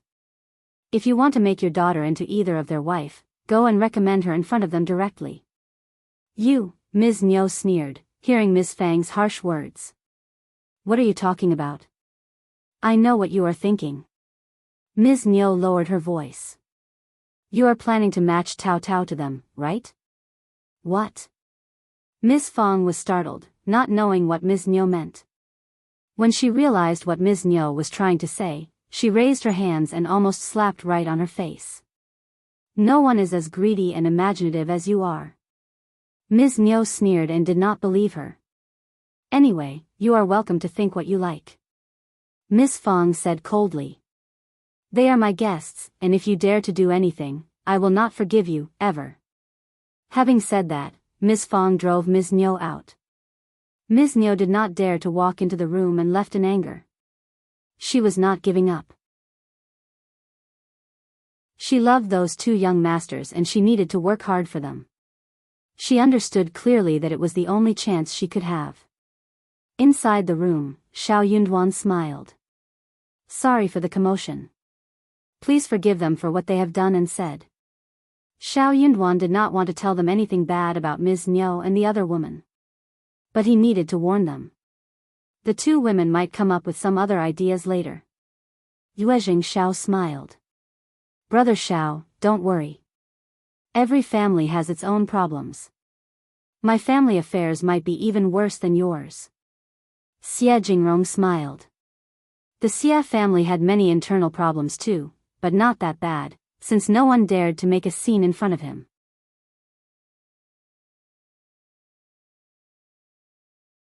Published at 28th of August 2023, 12:40 and 51 seconds p.m. Chapter 360. Chapter 360. New house. If audio player doesn't work, press stop then play button again. Chapter 360. New house. Yuezheng Shao was sincerely treating Shao Yunduan as his real friend. Xiao Xian made lunch. She killed a duck and braised it with sauce. Then, she made a pot of sour soup with small miscellaneous fish, steamed mandarin fish, tomato eggs, stir-fried wolfberry, shredded lettuce, and beans according to the custom. Shao Yunduan ate with Xia Jingrong and Yuezheng Shao outside, and the others were eating in the kitchen. Those from the first section of the family were quite calm compared to the last time when they met Yuezheng Shao and Xia Jingrong. Even someone as honest as Shao Dalong came over and greeted them with a forced, embarrassed smile. Anyway, they were just very happy that the two young masters were from a good family and were willing to visit them at home and befriend his brother. In the afternoon, Yuezheng Shao mentioned hunting and he had a long conversation with Shao Xiaoqi and Shao Taotao. Yuezheng Shao got even more interested after that. They were here to go hunting in the mountains, so they decided to return the following morning. They did not show any disdainful look at the Shao family's house, but the Shao family's house was not large enough to hold 4 people and 1 coachman. Since they had a wagon, they could head back to the town quickly. It was almost 4 in the afternoon when Yuezheng Shao and Xia Jingrong went back to the town. Ms. Niu brought her daughter to their home, claiming that she wanted to have a chit-chat with Taotao. But in fact, she was planning on something else. Miss Fong had already prepared for it. Before they could enter the yard, she drove them away, and even implicitly warned Shao Meiling. She told her not to behave stupidly like her mother lest she became a laughing stock. Shao Meiling left with her cheeks burning red. Ms. Niu glared at Ms. Fong and left timidly. Ms. Fong was speechless. She was telling the truth and was doing it for Shao Meiling's sake. Did Ms. Niu think that everyone else was stupid? The village was too small to hold a secret. Widow's son, for example, talked a lot and she knew about this matter. It was shameless for Ms. Niu to get Shao Meiling to meet the two young masters, especially under a thinly disguised excuse. If the marriage worked out well, then all was fine, otherwise who would dare to marry Shao Meiling afterwards? Miss Fong knew clearly that this matter would not work. Therefore, she decided to remodify the house, especially making the gate tighter and locked properly. In the evening, Miss Fong said to the whole family, "Our house is too shabby and old, small too. She is getting married in a few years and you will all have children, so it is not big enough to hold you all. We need to build a new house." It was a major thing to build a new house and everyone got very excited, talking between themselves. Xiao Xian showed concern about it too. She could not help but look at Shao Yunduan. They exchanged a look which made Xiao Xian feel quite embarrassed. She moved her gaze away from him. Did it mean that she was not leaving Shao Yunduan, ever? She had decided not to leave a long time ago, but she had not said that out loud. Also, Shao Yunduan had not said anything to have her stay back. But the way she behaved seemed so obvious to Shao Yunduan, who felt quite delighted. Eldest uncle sighed. "We do need to build 2 more rooms, but do we have any money for that?" Miss Fong said, "2 more rooms? We need to demolish the whole house and build a brand new one, to live a cozier life. As for money, we have saved some." Eldest uncle.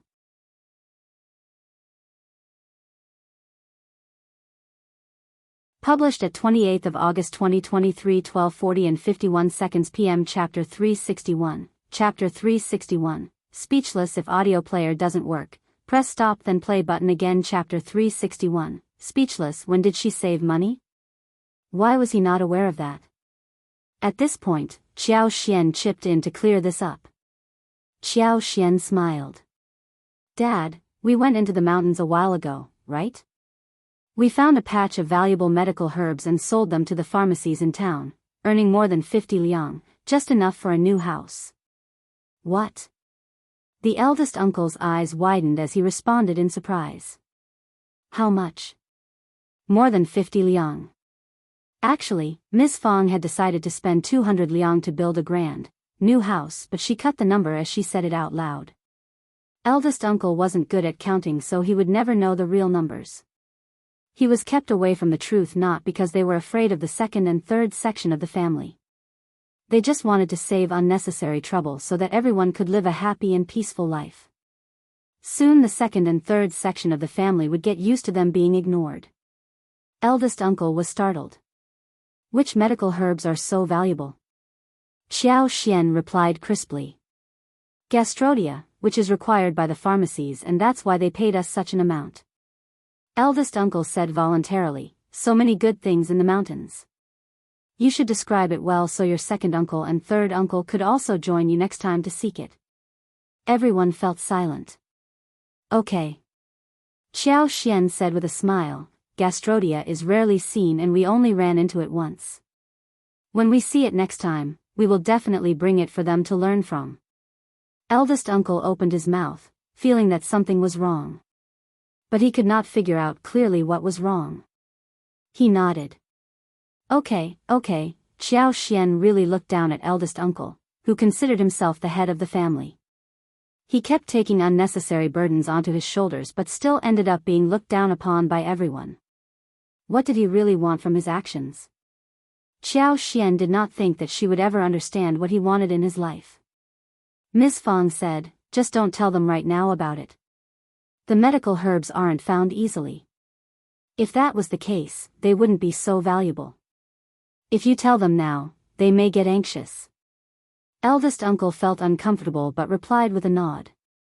Shao Sanlang said with a smile, Mom, we are building a new house, aren't Miss Fong looked motivated? Of course. Everyone discussed how big the new house should be, how many rooms, and what kind of construction should be done. 200 liang would be plenty, but Xiao Xian thought about adding some of her savings to the building so that the wall could be higher and best materials could be used for the decoration. What was the point of being rich and not use her money for making something good? This was a major event, and naturally it would not be finalized for a while. When everyone dispersed, they were still excited.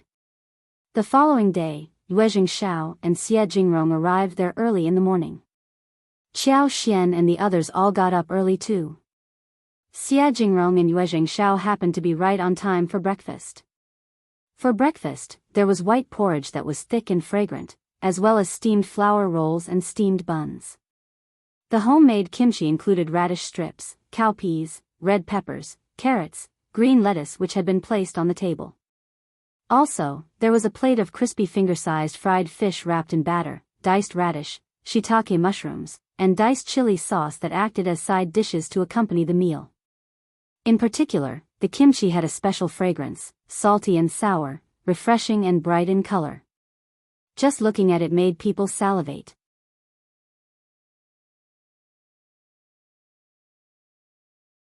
Published at 28th of August 2023, 12:40 and 50 seconds p.m. Chapter 362. Chapter 362. Into Mountains. If audio player doesn't work, press stop then play button again. Chapter 362. Into Mountains. Jingrong and Yuezheng Shao had never seen this kind of food before. They started to drool when they smelled it. They had eaten breakfast, but when Shao Yunduan asked them to join him, they still ate half a bowl of porridge with kimchi. Yuezheng Shao still had some lingering taste in his mouth. Your kimchi tastes really good.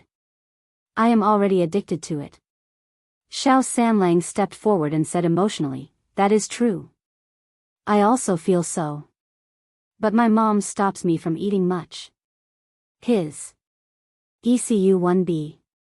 She glanced at her dumb son. He ate too much to suffer from indigestion, but he was now saying that he could not eat enough. He was so dumb. Yuezheng Shao laughed. Xiao Xian said, it is very easy to make it. I can tell you how to make it, and you can ask your servants to do it for you. Making kimchi was the same as making pickles. Anyone who could make food could make it. Qiao Xian had not thought about selling it for money, so she could share the recipe easily. Tao Tao and Xiao Xian often made one huge bowl for the family's consumption. It was very easy to make, and the ingredients were easy to prepare as well. But the whole thing tasted great, and that added some fun in their food, which was wonderful. Yuezheng Shao felt a bit shy and said, "We come to your home to get a lot of things. It is very generous of you to share it all with us." Jingrong said, "We have some wonderful recipes for making pastries at our home too, and I can share them with you." Xiao Xian's eyes sparkled and she nodded with a smile. Okay, that would be wonderful." Yuezheng Shao smiled. "I have some too, and I am happy to share them with you." Having eaten breakfast, they wrapped 10 steamed buns and picked the tools to take along with them. Soon, they headed straight into the mountains.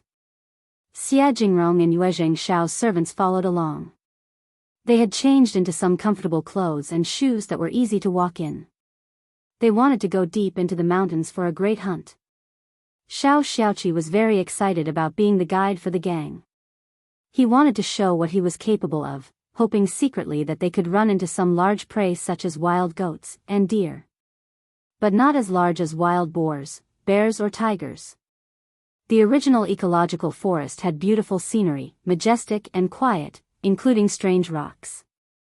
Sometimes a clear stream flowed past, and occasionally they could see waterfalls of different sizes, autumn chrysanthemums swaying, and the color-changing leaves flying with the wind. There were all kinds of red and purple wild fruits adorning the branches, a feast for the eyes. Yuezheng Shao and Jingrong had hunted before, but no one ever dared to take them into the real mountains. They only went to the foot of the mountains or a shallow cluster to have fun. It was the first time for them to be inside such deep mountains.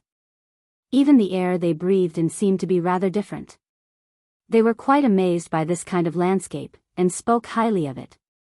Seeing that young Master Xia and young Master Yuezheng, who were born in a noble family, were so interested in this kind of place, Shao Sanlang and Shao Xiaoqi could not help but admire them. They kept telling them about the surroundings, and they were engaged in an animated conversation with each other. Shao Xiaoqi would hunt wild roosters and rabbits when they ran into those animals. Sometimes, he would ask the two young masters to pull the arrow on the right occasion. Yuezheng Shao did not know how to shoot. He only did that based on his own instinct and unsurprisingly, missed the target all the time.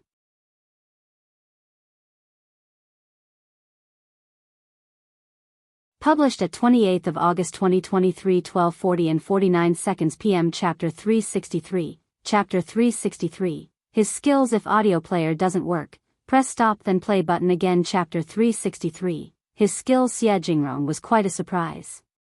He managed to hit 2 wild roosters. They were shocked, but Jingrong just smiled, saying that he had learned a little bit of shooting and riding before. Shao Yunduan could not help but admire him secretly. A well-mannered man should have 6 skills, including shooting and riding. Jingrong was really good at shooting and riding after being trained by the Xia family, and he looked elegant when he did it. That was amazing. Both Chu Shan and Xia Dong were delighted. They barely had this kind of fun before, and every time one prey was shot down, they would go to fetch it as if they had hit it themselves. Yuezheng Shao was not sad even if he failed. They were just here for fun. Apart from hunting, Shao Xiaoqi and Tao Tao even picked some wild fruits to share with them, like wild grapes. They also came across a few peach trees. The red fruit was not much bigger than a duck's egg. It tasted good, crisp and sweet, with a peachy fragrance. So, they got a few ripe ones to take them home. Qiao Xian picked some mushrooms, which drew Yuezheng Shao's curiosity. Half a day passed, and there were no large animals seen, but soon after lunch, they ran into a muntjac. Shao Xiaoqi's eyes sparkled. He rubbed his hands in excitement. "We are lucky to run into such a large dude." "Shoo, no sound, it is quite cautious." Shao Xiaoqi's thick eyebrows were raised, and he looked sharp. He stopped the others from moving, but amongst the shadow of bushes and trees, he moved forward slowly. At the proper distance, he pulled the bow, aimed with one eye shut at the animal's heart and released the arrow directly. It hit right on the animal's heart. The animal let out a scream and then collapsed.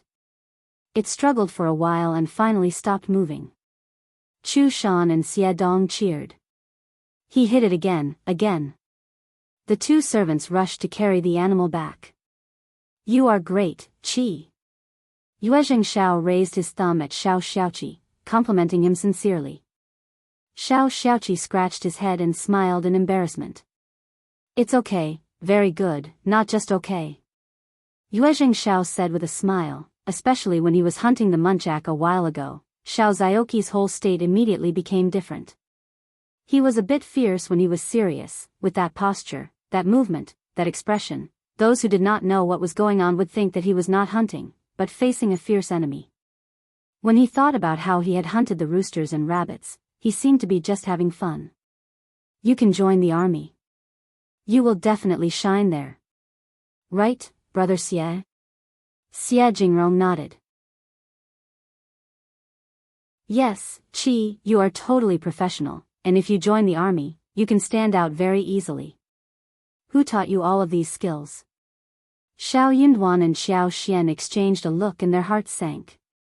They did not think that it was not the right time to tell the truth, but they had no idea what else to say.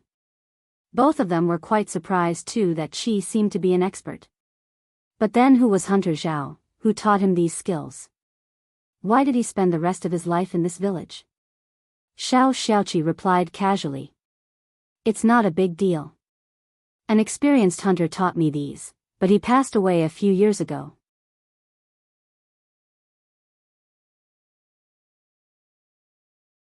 Published at 28th of August 2023, 12:40 and 48 seconds p.m. Chapter 364. Chapter 364. Rejection. If audio player doesn't work, press stop then play button again. Chapter 364. Rejection. The hunter had instructed him to tell this version to those who asked him where he learned the skills. He was asked not to say anything more than that. Oh, what a pity. Yuezheng Shao and Xie Jingrong did not dwell on the matter any longer when they heard that he had learned it from an experienced hunter. They even believed that they had been mistaken. They were not very professional people, and they might have been mistaken about Shao Xiaoqi. But one thing was for sure. Shao Xiaoqi would have a promising future if he joined the army. Shao Yunduan smiled. Qi is still too young to leave home. If we can support ourselves at home, our parents would not let him join the army. Yuezheng Shao smiled. Yes, that makes sense. Xie Jingrong nodded and added. If you ever change your mind one day, you can tell me about it. The Xie family had no direct contacts in the military, but it was easy for them to help Shao Xiaoqi. Shao Yunduan thanked Xie Jingrong sincerely. Thank you so much, brother, you are welcome. With a lot of load on their shoulders, they finally decided to head home. They ran into a patch of wild lilies, so they paused to dig some. Lilies could be first steamed and sun-dried, then dried and put away, to add to soup, porridge, and even in boiled sugar water. They could also be ground into powder and added to cakes. Fresh lilies were delicious whether they were fried or woked with beef. They looked like snowflakes of petals, extremely beautiful. After they went back home, they sorted and processed the goods. The whole family was used to this kind of work, so everything was settled quickly. They had many hunted animals at home, including 12 roosters, 6 wild rabbits as well as some other small birds. Autumn muntjac were extraordinarily plump, and so was this one. The fur was shiny, and the meat was firm and tender at first glance. It weighed about the second and third section of the family were all here to check out the spoils from the mountains, so they had to share some with them. They could not put away the meat because it would get rotten, and the villagers would not spend money in buying these animals unless it was for New Year, even though they were sold at a low price. Miss Fong gave 2 roosters and 1 rabbit to each section of the family. She even shared 5 to 3 kilograms meat of muntjac with them as well. Ms. Niu did not expect that the 2 young masters were here again. She regretted deeply inside her heart and kept complaining about Shao Sanlang and Qi. You went hunting in the mountains? Why didn't you take your second cousin and fourth cousin as well as Miling with you? They could have contributed to your hunt. The two young masters would not have been to mountains before and they needed to be taken care of. She saved some of her face by avoiding saying directly that Xiao Miling would have taken care of them. She was trying to flatter Yuezheng, Shao and Jingrong, and her eyes were rolling and glancing at them as she talked. But neither of them spoke to her. Ms. Fong added. They just took a walk around in the mountains. What was the point of bringing so many people alongside? That would only lead to trouble. That is not true. The two young masters are from the city and they are not born like us rural people. They can't stand the pain, right? We could have taken good care of them. Ms. Niu was still staring at the two young masters. But neither of them turned their heads to look at her. Ms. Fong got so annoyed with her embarrassing behavior that she drove her out and said, "It is getting late, second sister-in-law. How about going home to make dinner? The meat is fresh and needs to be cooked well."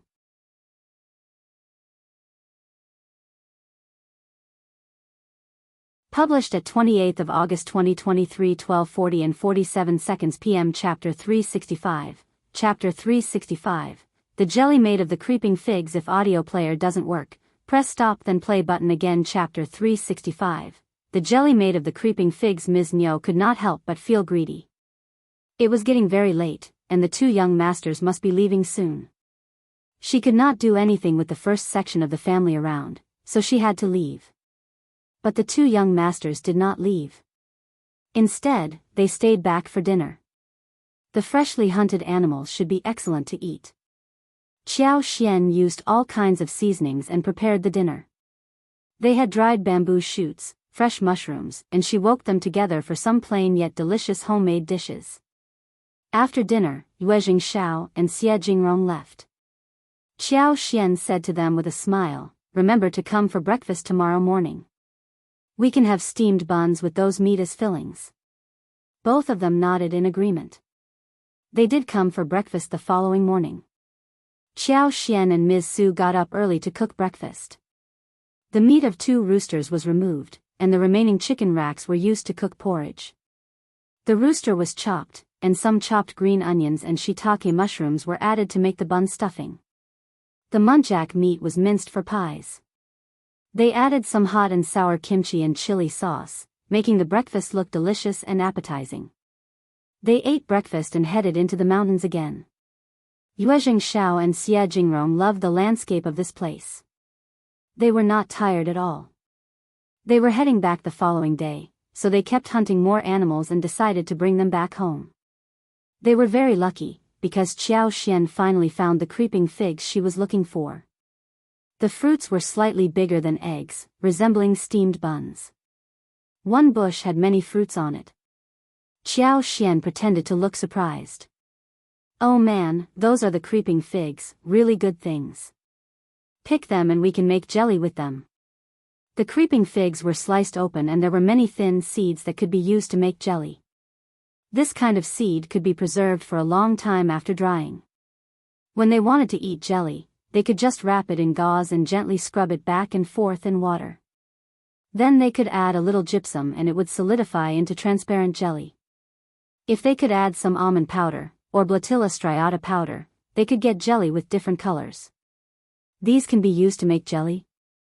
Shao Xiaoqi and Tao Tao were both very surprised. Qiao Xian used grass to make jelly, but did this plant work too? Qiao Xian nodded with a smile. Tao Tao cheered. "Let's pick them." Jelly was a really good thing, and they all loved it. They were so delighted hearing that they could make jelly with this and that it was preservable. Yuezheng, Shao and Jingrong had no idea what it was. "What is jelly?" Qiao Xian smiled. "A kind of snack. Let's go home early today and I can make some for you. If you like it, we can dry the creeping figs and have them delivered to you." Yuezheng, Shao smiled. "Of course, that must be a good thing." They all laughed. They had more than 50 kilograms of the creeping figs, and Xiao Xian asked Shao Xiaoqi to remember this spot because they were going to return in a couple of days to chop some twigs to bring home. They would need to have some figs too. They carried the figs together, so it was not very heavy for them. Then, they continued with the hunting. However, they still failed to run into huge animals, except for a gang of wild boars. They were large in size, and had sharp teeth. They did not dare to move until the animals were gone.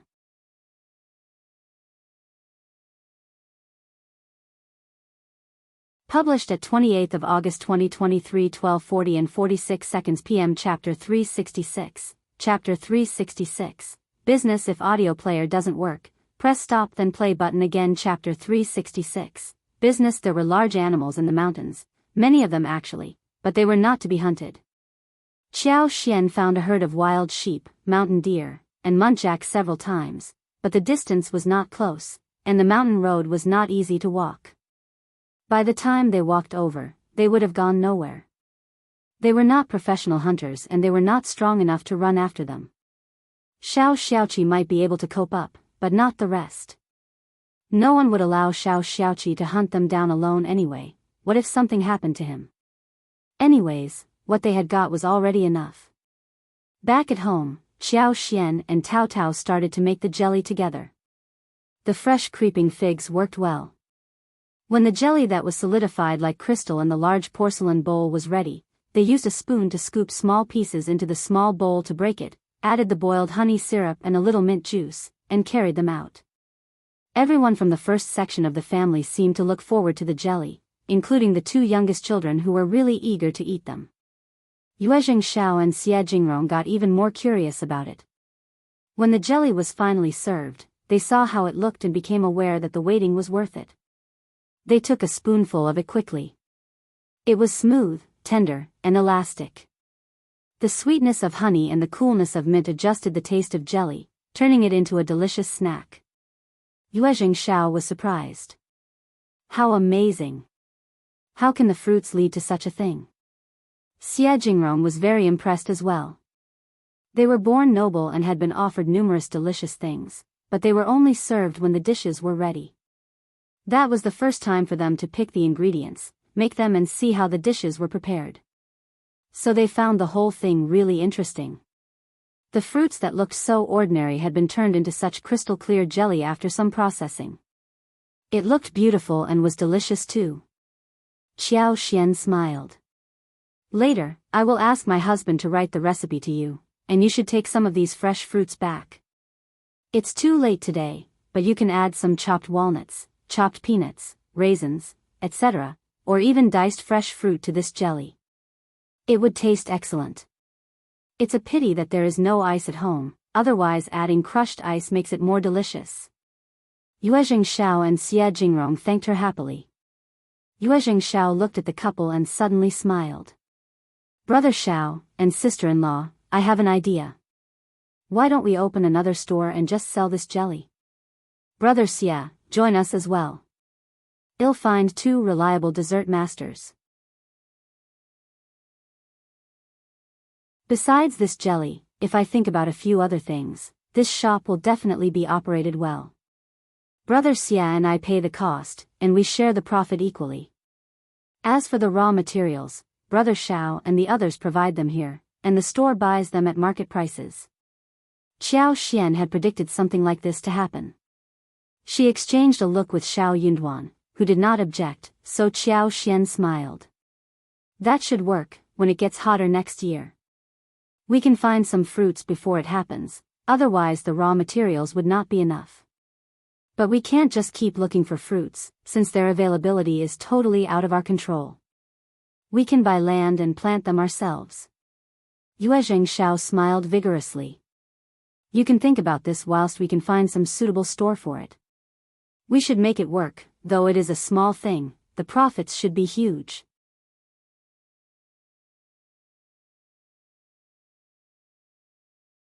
Published at 28th of August 2023, 12:40 and 45 seconds p.m. Chapter 367. Chapter 367.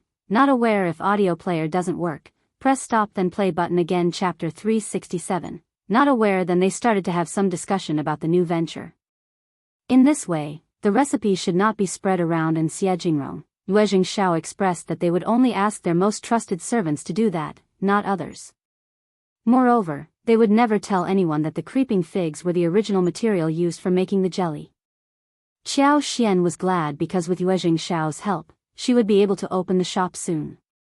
All she needed to do henceforth was to lie still and get earnings, instead of being worried about getting set up by competitors.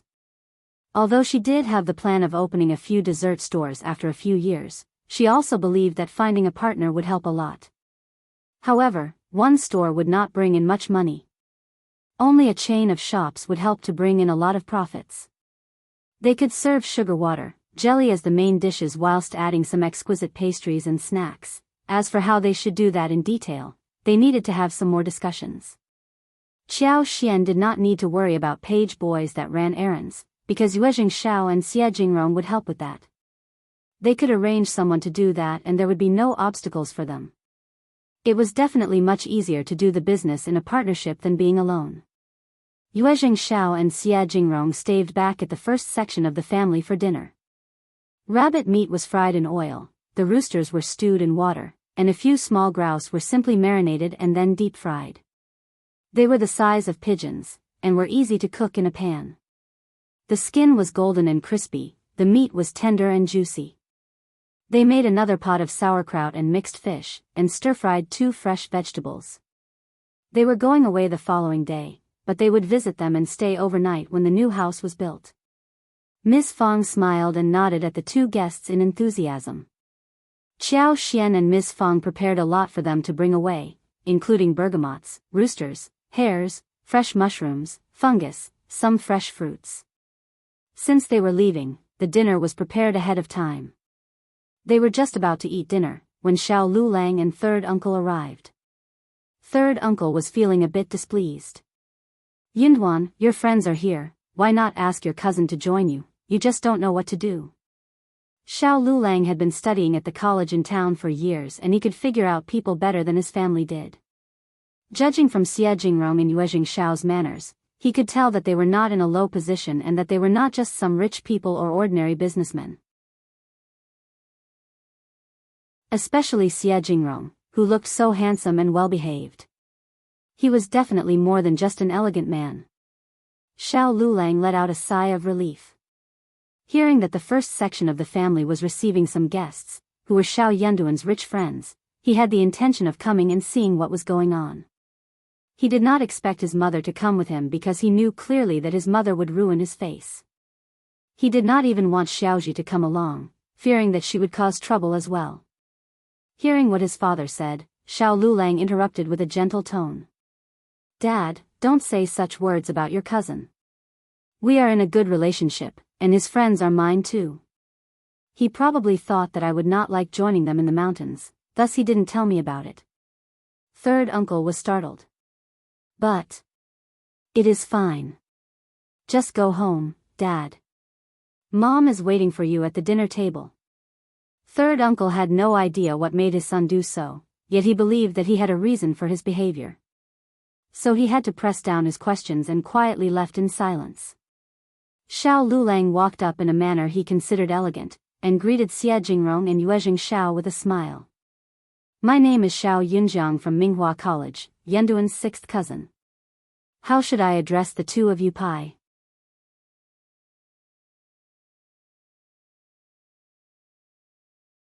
Published at 28th of August 2023 12:40 and 45 seconds p.m. Chapter 368, Chapter 368. Forget it if audio player doesn't work, press stop then play button again. Chapter 368. Forget it. Yuezheng Shao almost rolled his eyes.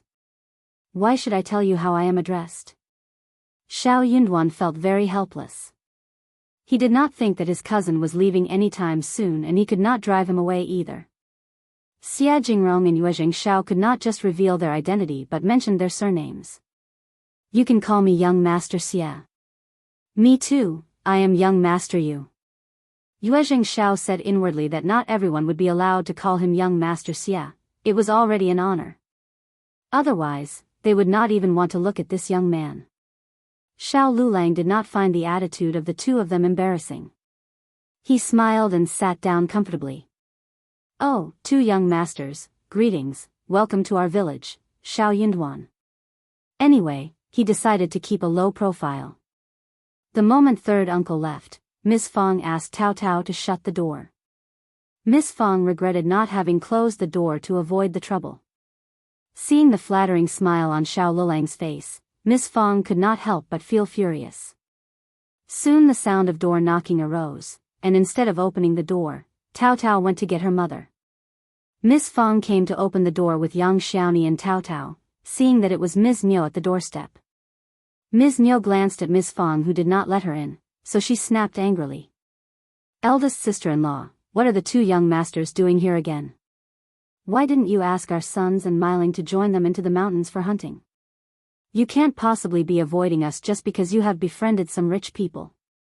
Miss Fang almost fainted out of annoyance. "They are Yunduan's friends." Ms. Niu pursed her lips. "So what? My sons can make friends with them too. Those two young men were just slightly richer than they were, so what? Ms. Niu would never want to befriend them but for their looks. Those two handsome young masters were just right to become her daughter-in-law." Ms. Niu was still wondering which young master she should pick for her daughter. Miss Fang snorted. "They like quietness, and don't prefer spending time with people they don't know." Ms. Niu's lips pursed. "They can develop friendship, right? Are they leaving soon? Will they come tomorrow?" Miss Fang's eyes rolled as she replied with a sarcastic smile. "Of course they are leaving, but I am not sure if they will come back tomorrow." Ms. Niu heard that and decided to squeeze in. "I will go and ask them." "Save your breath. They are leaving soon." Miss Fang said, "You can ask Yunduan. Don't try to push your way in." Ms. Niu was unconvinced. Miss Fang sneered. "Those roosters and wild rabbits are not enough for you." Hearing the threat, Ms. Niu was still annoyed but did not dare to counter her. "All right, I will come and ask Yunduan later." "Fine." Miss Fang shut the door and kept Ms. Niu outside. Ms. Niu was not convinced. But she did not want to argue with Miss Fang so as to leave a bad impression on the guests. She stared at the first section of the family's house and decided to wait until the guests came out. She would step forward then to meet them. Let's see if Miss Fang would be able to stop her. If Liulang could marry a good family, the first section of the family would be honored too, right? What were they trying to hide here anyway? The eldest brother kept talking about how united they were as a family.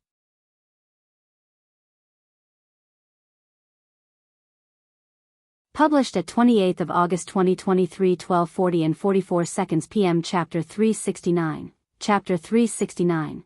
Too annoying. If audio player doesn't work, press stop then play button again. Chapter 369. Too annoying. They lived separately and they only cared about themselves. They should not trust him too easily. In the hall room, dishes were served at the table, and Shao Yunduan, Shao Sanlang, Shao Xiaoqi as well as Shao Liulang were all keeping the guests company. Xiao Dalong and eldest uncle were not yet back. They were not at all shy to talk about everything. Chu Shan and the page boys had been provided food as well. Miss Fang and Xiao Xian had not yet started to eat, because they were waiting for Xiao Dalong, Miss Su, and eldest uncle to return. Even though Jingrong and Yuezheng Xiao ignored Shao Liulang completely, yet he still behaved as if he were very well mannered and learned so as to leave a good impression on the two young masters. He did not intend to leave when the dinner was served. Especially when he saw the delicious dishes on the table. As the strong scent went into his nose, he could not help but swallow down his saliva. Shao Liulang did not believe that the first section of the family had made those dishes. He assumed that Jingrong and Yuezheng Xiao had brought the food from some restaurant from the town. That made him feel even more envious. The dishes must have cost a lot because they included meat and were delicious, well-made and filled with rich ingredients. These two young masters were so generous. They must belong to really rich families. As they were seated, Shao Sanlang and Qi also took their seats. But Shao Liulang said, "Third cousin and Qi, you don't read, what is the point of being seated here? You won't understand what we are talking about, you can leave us here instead." Shao Sanlang rolled his eyes. Leaving them here? Whose home was this? He not only came to their home to show off but even behaved as if he were the master of the family. Shao Sanlang did not want to be talked down to. Before Xiao Yunduan said a thing, he smiled. Sixth cousin, this is not right. What about you going back home and asking the third aunt to prepare a table of dishes to treat the two young masters? Xiao Liulang stiffened and asked with displeasure. What do you mean? Jingrong said, Sanlang and Qi are both very nice. Yuezheng Xiao laughed. Let's just eat. We should leave before it gets too dark. Xiao Yunduan smiled and nodded. Please. Xiao Liulang was quite displeased but said nothing more. Seeing that everyone started to eat, he could not stand it any more. He took a piece of meat and bit it, and found that it was delicious. He added half a golden fried grouse, and it was amazing as well. He wished that he could even chew the bones. Xiao Liulang kept reminding himself to remain well-mannered, still he just could not help but reach for the dishes. He enjoyed it so much that he forgot to suck up to Jingrong and Yuezheng Xiao. As a result, Xiao Yunduan and Jingrong as well as Yuezheng Xiao had a nice chat with each other. It was a good meal, but it was a bit disappointing for some outsiders to get in. Jingrong and Yuezheng Xiao didn't eat much, but Xiao Sanlang and Qi didn't want to let Xiao Liulang eat too much, so they kept eating. By the end, Xiao Liulang was quite full. Jingrong, Yuezheng Xiao waved goodbye to Xiao Yunduan and Ms. Fang, as they put the things onto the wagon and were about to leave. Yuezheng Xiao had taken away the 1,500 lipsticks and 500 lip balms. Qiao Xian planned to make several more lip balms, since they just had this much raw materials.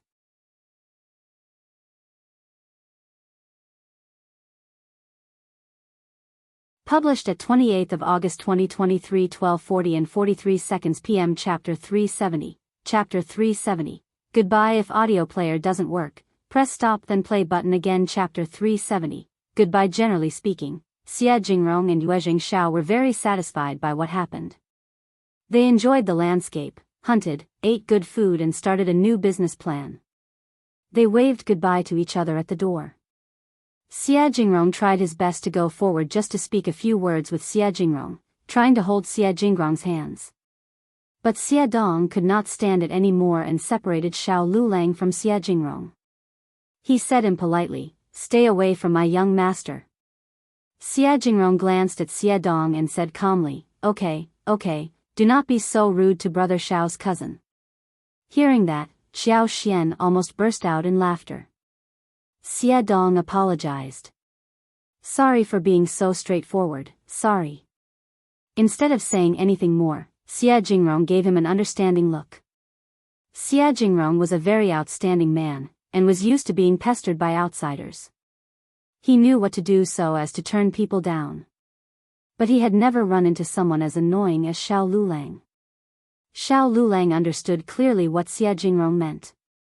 He forced an embarrassed smile and his cheeks turned red. Having said the words, Jingrong and Yuezheng Xiao went onto the wagon. At the same time, Ms. Niu rushed forward with Xiao Miling, whose face was flushed. "Oh, two young masters." Ms. Niu rushed forward and smiled. "It is getting so late, why not stay for one more night? We have 2 empty rooms for you to stay overnight." "Second aunt, these two young masters still have business to do and anyways, we can entertain them well. Don't worry about it." Xiao Yunduan had not wanted to start an argument with them, but they were getting more and more ridiculous. Ignoring him, Ms. Niu shouted, seeing the wagons which were ready to leave.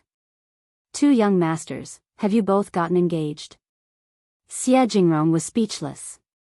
Yuezheng Xiao chuckled, lifted the curtain and said, "We are both engaged, and our fiancés are born noble, good at flute, chess, calligraphy and painting. Even their maids are good at reading and writing poetry." "Ms. Niu." Yuezheng Xiao laughed, nodded at Xiao Yunduan and put down the curtains. They left as the coachman whipped the horse. Ms. Fang sneered. "You are older than them, right? How can you ask them such a thing? What would you do if they were not engaged?" Ms. Niu snapped angrily. "I am just asking, okay? They are my nephew's friends, and they are younger than me. Why can't I ask them about it?" "Second aunt."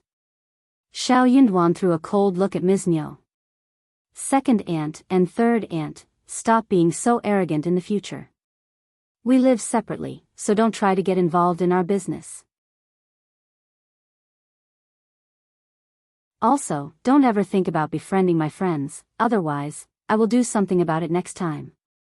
Thank goodness Xie Jingrong and Yuezheng Shao were people with a good temper and had a good relationship with him, otherwise the whole thing would have been so embarrassing.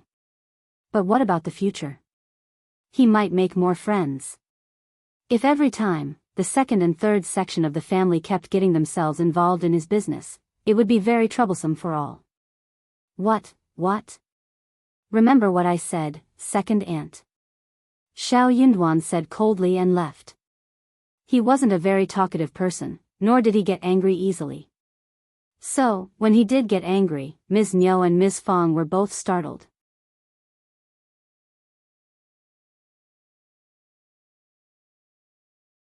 Published at 28th of August 2023 12:40 and 42 seconds p.m. Chapter 371, Chapter 371, Son-in-law. If audio player doesn't work, press stop then play button again. Chapter 371, Son-in-law. Ms. Fong, who had been holding down her anger for the whole day, finally lost it upon hearing what Xiao Yunduan said. She sneered at Ms. Niu. Heard that? Stop messing around. Why can't you just live your own life well? Why do you keep causing others trouble? I will not be nice to you anymore, if you continue like this. Ms. Niu told herself that they had never been nice to them. Ignoring her, Ms. Fong and her family went back to their home and shut the door. Ms. Niu said furiously, "What are you so angry about? You are just mean people who get lucky. What is the point of being so conceited just because you have got a rich daughter-in-law?" Ms. Niu mumbled and left hesitantly. She was totally disappointed. Her son-in-laws were gone. Why were they engaged? That was such a pity. Ms. Niu dropped the idea when the two young masters were engaged. It was never easy to break an engagement. But Xiao Miling looked disappointed. Xiao Miling felt so ashamed when hearing what Ms. Fong said to her and had almost dropped the idea. But she got totally dumbfounded when she saw the two young masters personally. The two young masters looked so handsome that she just could not move her eyes off them. She had never seen such good-looking people before. Xiao Miling became very excited about getting married, far more than her mother did. But the dream was broken so suddenly. When Ms. Niu left, Xiao Liulang got startled and brought himself back, as he knocked at the door. "Fifth cousin, please." He had a lot to ask Xiao Yunduan regarding the two young masters. He had never met such characters at the college and he had never heard of them before either. But they were so outstanding that they would always draw attention. How did Xiao Yunduan get to know them? Xiao Yunduan stood in front of him as the door was opened. He asked coldly, "What else do you want?" Xiao Liulang could not help but feel a bit timid. But the next second he got a bit furious and asked with displeasure, "Fifth cousin, why do you speak with me like this? I never want to mess around with you, but that doesn't necessarily mean that you can behave arrogantly in front of me." Xiao Yunduan stared at him coldly. "Xiao Liulang, your behavior was way over the top. They are my friends, not yours. I hope you bear my words in mind, and don't try to pretend as if you are the master of the family and speak some strange words." Xiao Liulang got so furious that he could not utter a word. Xiao Yunduan shut the door after throwing a cold look at him. Xiao Liulang did not realize what happened after standing at the door for a long while. He clenched his teeth and said, "What are you being so arrogant about? The two young masters did not complain about me, you are just jealous of me having a nice chat with them." Xiao Liulang always spoke well of himself and he was not even bothered to conceal that. He just felt so ashamed to have his drawback been pointed out. How dare Xiao Yunduan speak to him like this? That was so irritating. Did he think that he was going to turn to him for help? He should wait and see who would be the beggar in the future.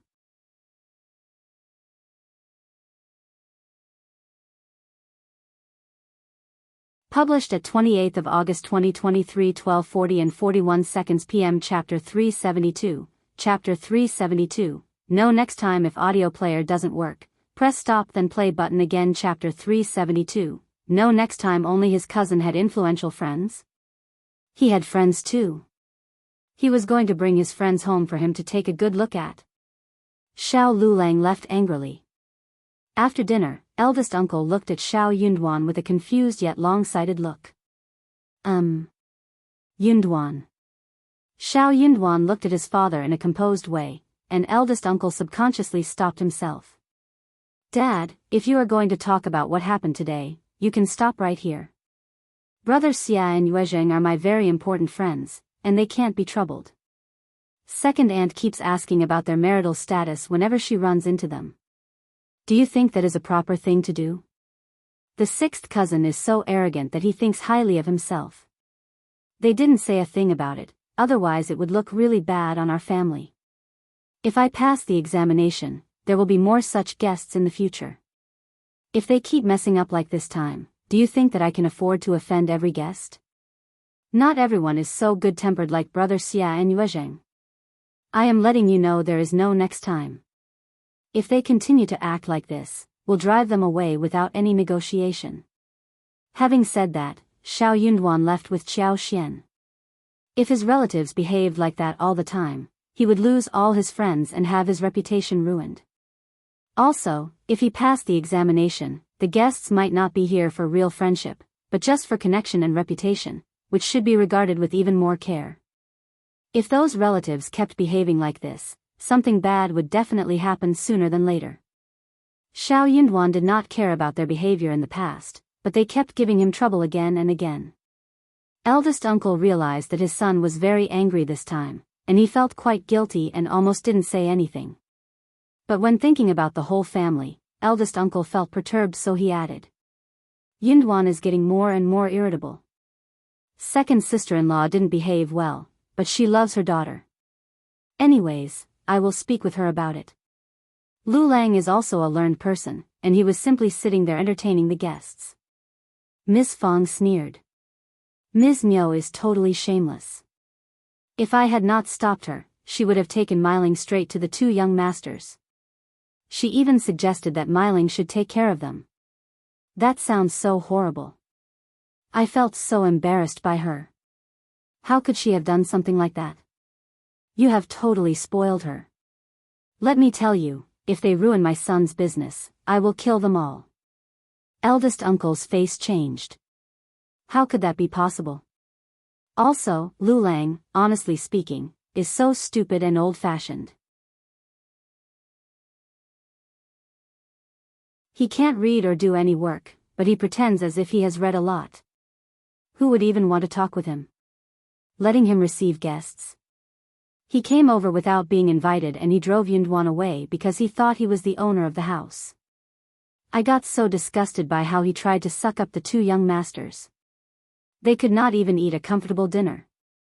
They love talking with you privately, so you can tell them that they should stop being so disgusting. Eldest uncle. He was both angry and sad. How could they behave like this? After the guests were gone, Xiao Xian, Ms. Su and Tao Tao started to make lip balms again. They had little beeswax remaining, and they finished making lip balms within a few days.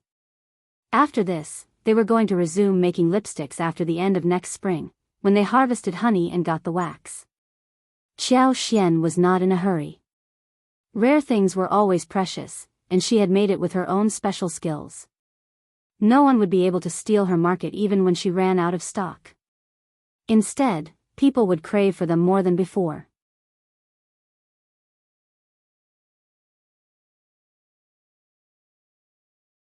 Published at 28th of August 2023, 12:40 and 40 seconds p.m. Chapter 373. Chapter 373. T seeds. If audio player doesn't work, press stop then play button again. Chapter 373. T seeds. She had more than 10,000 liang, and when the lip balms were sold out, she would earn 12,000 liang in total. She had so much savings. Xiao Xian also gave money to her family after selling the lipsticks and lip balms. Miss Fong received 100 and the others obtained more than 10 liang. Everyone present had made efforts and worked carefully and hard for her. What she needed to do was to teach them how to do the work, so she could let them be on their own. That saved her a lot of trouble, and for that, she offered them good profits.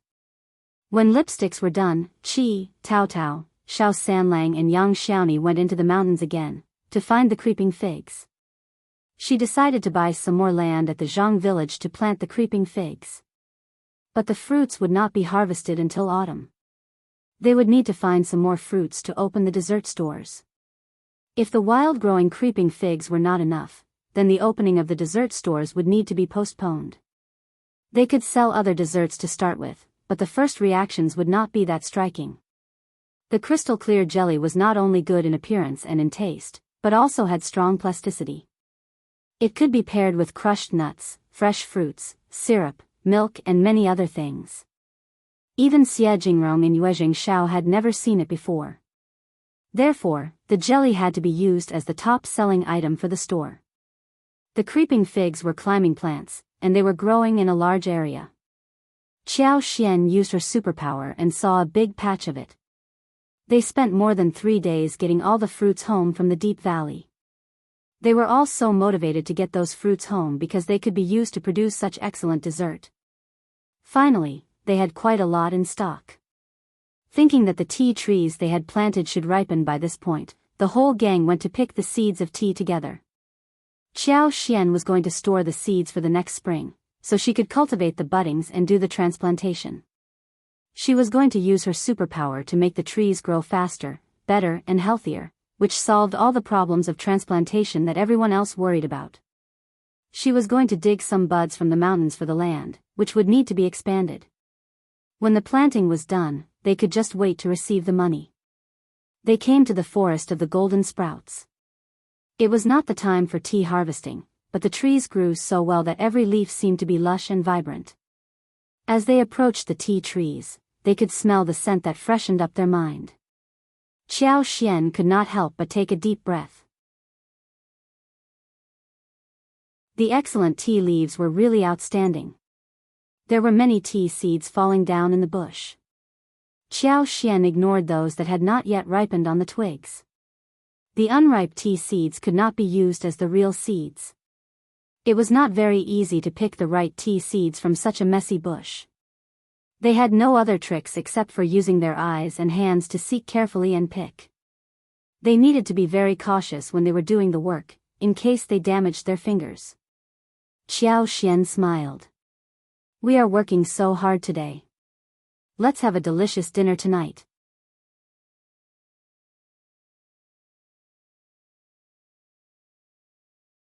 Published at 28th of August 2023 12:40 and 40 seconds p.m. Chapter 374. Chapter 374. More land. If audio player doesn't work, press stop then play button again. Chapter 374. More land. That cheered up everyone.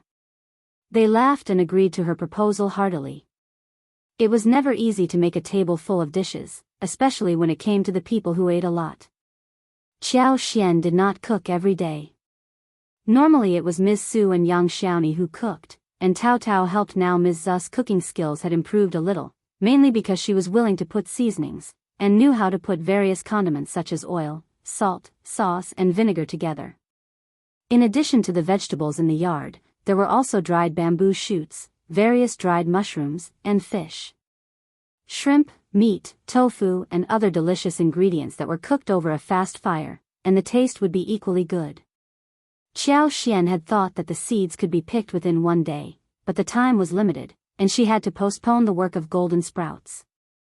It seemed that they needed to work 1 more day to pick the lavender. After around a week, when a new patch ripened, they could come and pick it again. That was very troublesome, and the harvest was full, so Qiao Xian made a calculation and found that there should be at least 20 or 25 kilograms of it. The seeds were raven, plumpy, oily on the surface, looking really good. Qiao Xian could easily feel that what was hidden under the shell was full of liveliness. They did not stay late in the mountains. By the time they went home, the sun was just setting. They gathered the seeds, and after taking a shower, Qiao Xian started to make the dinner. She had already put dried shrimps and dried hairtail in hot water, and now they were ready. She even put some sea cucumbers and abalones in water, but she was going to leave them until tomorrow, since it was very late to make it this evening. Dishes like braised sea cucumber with scallion and braised abalone in soy sauce had been made twice before, and her family loved them. They went into the mountains and brought some things back, including shrimps, hairtails, and one rooster. The dishes included roasted shrimp in tomato sauce, refreshing and sweet, and pan-fried octopus, which was tender and delicious. The rooster was made with garlic and green onion as the main condiment, so they had one dish made of ginger and spring onion chicken.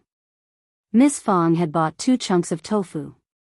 She cut them, fried them, and cooked them with mushrooms. They picked some vegetables from the garden and finally everything was set. The whole family had not eaten dishes made by Qiao Xian in days, so they could not help but eat one more bowl of food. The following day, they brought some seeds of lavender home. They were not as many as those of golden sprouts, but there were not 2 less as well. They could do one more round of harvesting.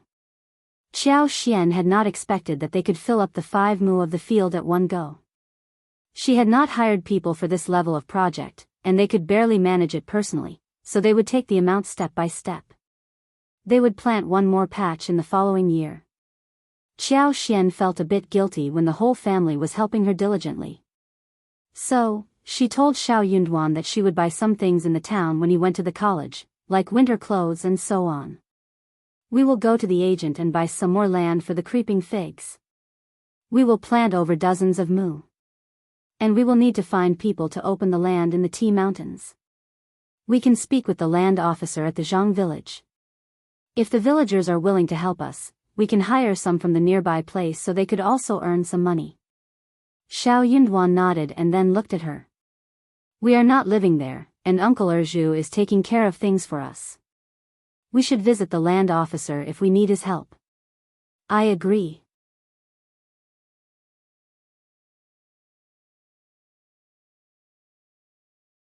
Published at 28th of August 2023, 12:40 and 39 seconds p.m. Chapter 375. Chapter 375. College. If audio player doesn't work, press stop then play button again. Chapter 375. College. The land officer of the Zhang village was a little greedy, but Qiao Xian did not care much about it. But the premise was that no one should not try to trick her and Shao Yunduan as if they were fools. They reached an agreement. They would go to the town together on the day when Shao Yunduan intended to head to Minghua College. Qiao Xian had 2 large bergamots and decided to take them to Mingrentang and give them to Manager Qin. Qiao Xian already asked Shao Yunduan if he was going to give some things to the teachers at college. Shao Yunduan shook his head and turned her offer down. The 3 teachers at Minghua College were not outstanding in knowledge and they were not the same when treating others. One person called Mr. Zhou was even worse. He treated those students from a rich family in a friendly manner and even inquired about how they were doing, but he always ignored students like Shao Yunduan who hailed from the village. Before Shao Yunduan became the cultivated talent, they did not think that he was promising at all. It was not until he became a cultivated talent and married Xiao Xian, when they started to treat him nicely and passionately for a while. Later, when they realized that the Qjao family never visited him and he did not talk about his relationship with the Qjao family, and that Xiao Xian was just a concubine's daughter, they tried to stay away from him. But for being the cultivated talent, they would even drive him out of the college. The 3 teachers had been living in town and they hung out with rich people sometimes. So, they were quite knowledgeable and were different from normal villagers. They could clearly see how the Qjao family treated Shao Yunduan. Qiao Xian must be a disgraced daughter of a concubine. Hence, the Qiao family would not like this son-in-law of theirs. Therefore, they would not mingle with Shao Yunduan. As a result, even Shao Yunduan treated them like ordinary teachers. They were given some small presents, and during festivals, they were given a dozen eggs and 1 or 2 chickens, that was all. Qiao Xian had no idea what was going on at the college, but she followed what her husband told her. As Qiao Xian reached Mingrentang, Manager Qin was extremely cordial to her after not seeing her for a long time. His eyes were sparkling seeing the 2 large golden fruits. He could not help but praise them.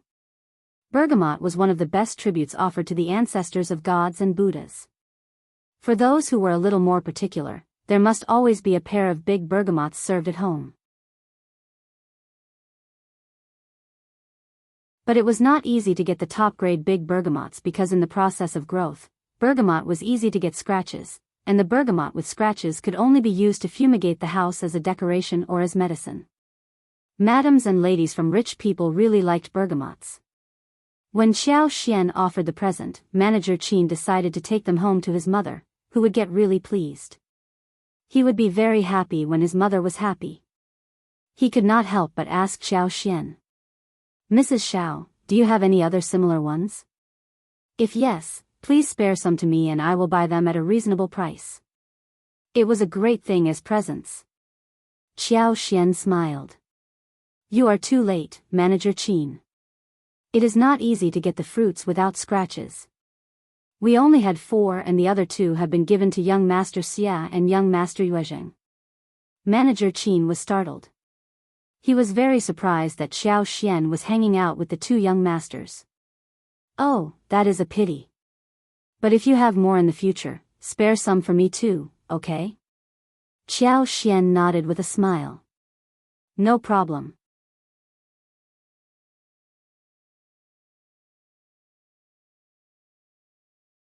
Published at 28th of August 2023, 12:40 and 38 seconds p.m. Chapter 376. Chapter 376. The Creeping Figs. If audio player doesn't work, press stop then play button again. Chapter 376. The Creeping Figs. Manager Qin laughed and thanked her. He was not going to steal the fruits from young Master Xia and young Master Yuezheng. They had a small chat and after that Xiao Xian went shopping. She went to the cloth shop first, and bought a lot of fabrics suitable for cutting clothes in autumn and winter. The ones she had bought in the province were not meant for winters. After that, she paid page boys to deliver them to Mingren Tang, which the page boys agreed to. She also bought some skin care products at the cosmetics store. Lipsticks were already very popular, and Xiao Xian overheard some rich ladies and madams talking about lipsticks at the store. The women were greedy for the lipsticks, and they kept urging the manager to see if she could get some samples from the province. Even paying 7 liang for one lipstick was okay for them. Their housekeepers had been to the province many times but they all failed to buy even one. The manager smiled helplessly. She would very much like to buy the lipsticks which were famous everywhere by now, but it was the 3rd young master of the Yuezheng family who ran the business. Moreover, they always ran out of stock as soon as they were placed on the shelf. Where was the chance for finding spare ones for the outsiders? The lipsticks were precious and extremely short in supply. The manager just could not get the chance to get even one. Xiao Xian was quite surprised. She had not expected that such highly priced lipsticks could be sold in this small town, but the truth was that all women loved to look pretty. Her lipsticks were the only existing products in the whole world and no one would be able to resist the charm. They still had many spices prepared at home, and those things did not go bad so quickly. She had bought them from the province. She walked around the market and decided to take some pork home. Fresh pork would last a few days under such weather. She bought ribs, pork belly, hind legs, pork knuckles, as well as pork liver, pork belly, spending nearly 300 yuan at one go. The butcher sold her the meat with an enthusiastic smile and gave her a pig heart as a present. Xiao Xian thanked the butcher with a smile, and began to think about what to cook in her heart. She thought about making stewed pork ribs, deep-fried pork ribs this evening, sweet and sour braised pork the next day, and half of the pork belly would be made of twice-cooked pork and half steamed with noodles. She decided to make stir-fried hind legs, and salted pork knuckles for the day after tomorrow. Pork belly, pork liver, and pork heart were all prepared for tonight. After processing the remaining ones, she could fry the hot and sour pork belly, pork heart, and pork liver with pickled vegetables. Ginger slices would be used to remove the strange smell from the meat. Scallops and eels would be added to make it more delicious. She was drooling for pork which she had not eaten in a long time. After delivering the meat back to the pharmacy, Xiao Xian went to the market and bought a few more things. Then she went into a restaurant, ate one bowl of noodles before heading back to Mingren Tang, where she waited for Shao Yunduan. Shao Yunduan met her at the scheduled time. They went to fetch the agent, rented a wagon and headed straight to Zhang village. The agent did not turn down such a huge business deal, though he was very curious about what they wanted to do with so much land. But he knew that he should not ask them about this. The land officer of the Zhang village did not hesitate to sell them the mountain land, which was not that valuable anyways. Shao Yunduan expressed that he would like to hire someone to clear up the land, which pleased the land officer as well. He promised that as long as the staff were properly paid, they would work hard and well. The villagers had run out of farm work after the autumn harvest. They could do some extra work and save a little money for the new year. No one would turn such an offer down.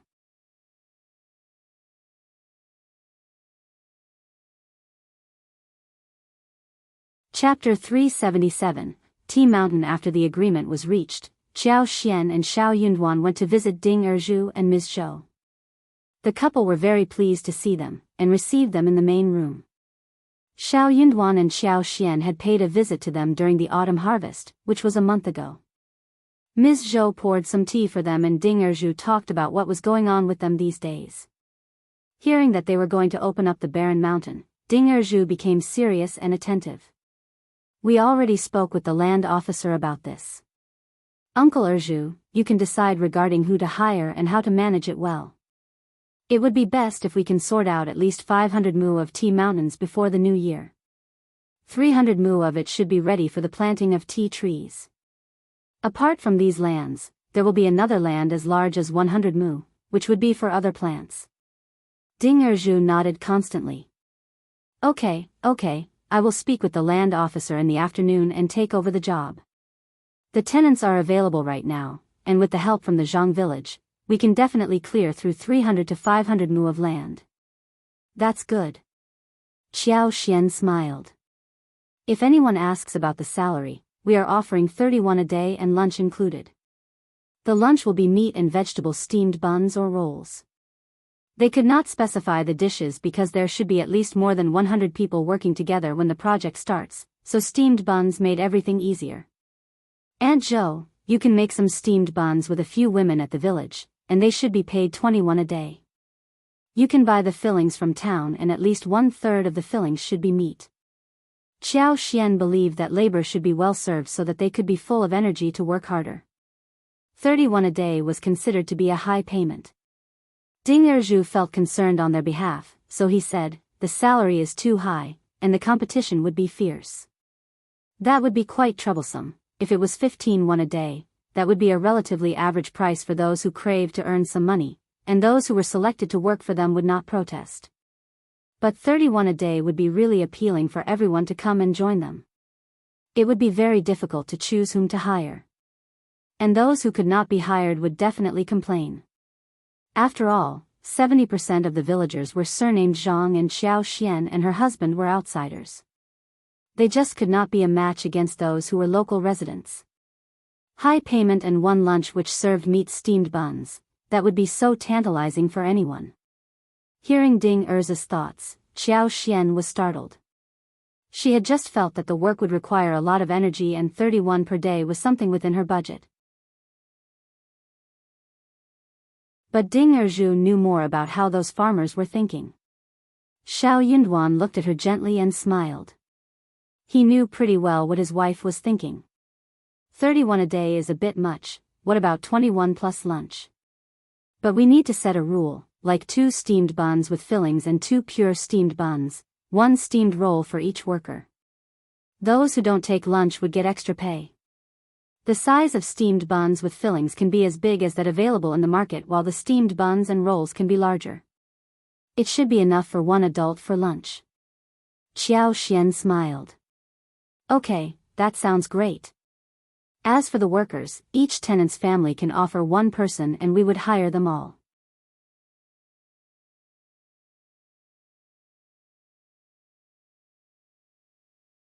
Chapter 378, Hiring. Apart from the tenants, there should be at least 100 households in Zhang village, right? Just see how many of them want to join the project. If everyone wants to be part of it, then we can only divide them into 2 batches, 1 for every other day, and only 1 person is hired from each household. Shao Yunduan added.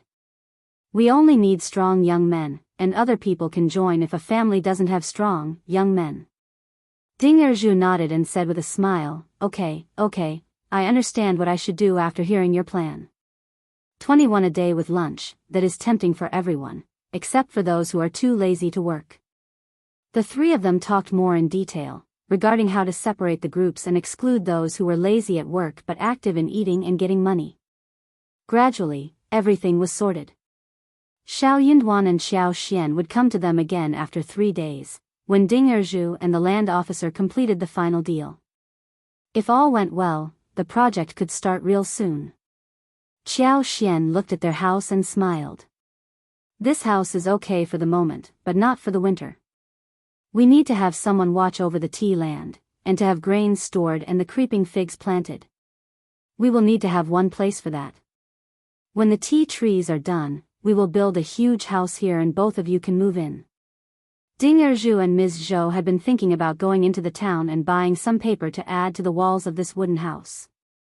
They even thought about saving some money to buy coals and blankets and make some thick winter clothes, but Xiao Xian started to talk about building a house. Xiao Xian had mentioned it once before, but she and Shao Yunduan never mentioned that again, so Ding Erzhu and Ms. Zhou did not take it seriously. Maybe they had some other plans and decided to leave this one aside. After all, Xiao Xian and Shao Yunduan did not owe them anything.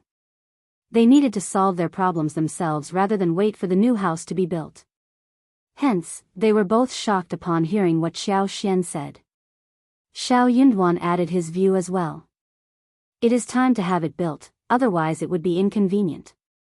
Yeah, I want to dig a pool to raise fish and plant lotus roots too. Ding Erzhu felt quite embarrassed. Alright, then, we will move into the new place, thanks to you again. When we have more money in the future, we will build 2 more rooms. Xiao Xian smiled. Just live here if you want to and we will build the house next to ours, which is very convenient. They had a son and they could not possibly just live in the house which Shao Yunduan and Xiao Xian built. So for a long-term plan, they still needed to build one for themselves. Ding Erzhu smiled brightly and nodded. Ms. Zhou was very glad as well. Before the couple left, Ms. Zhou asked Xiao Xian. Dear niece-in-law, can I ask my mother to help me with steaming buns? Shirtu is still too young to go about by himself, and I need someone to watch out for him in case he runs into something unpleasant. Ms. Zhou was a mild person but her mother was not so gentle. Ms. Zhou needed her mother to back her up. If the women who worked took them at will, or their children came to fetch them, or even the children from the village offered the eagerness to fetch the steamed buns, Ms. Zhou would be too timid to say no. Xiao Xian smiled. That is a good idea. I was worried whether you could spare more time and energy into it. It would be good that your mother comes over. The land officer's wife could help as well. Both your mother and the land officer's wife can earn 31 a day and you will be paid monthly, which is not included in this.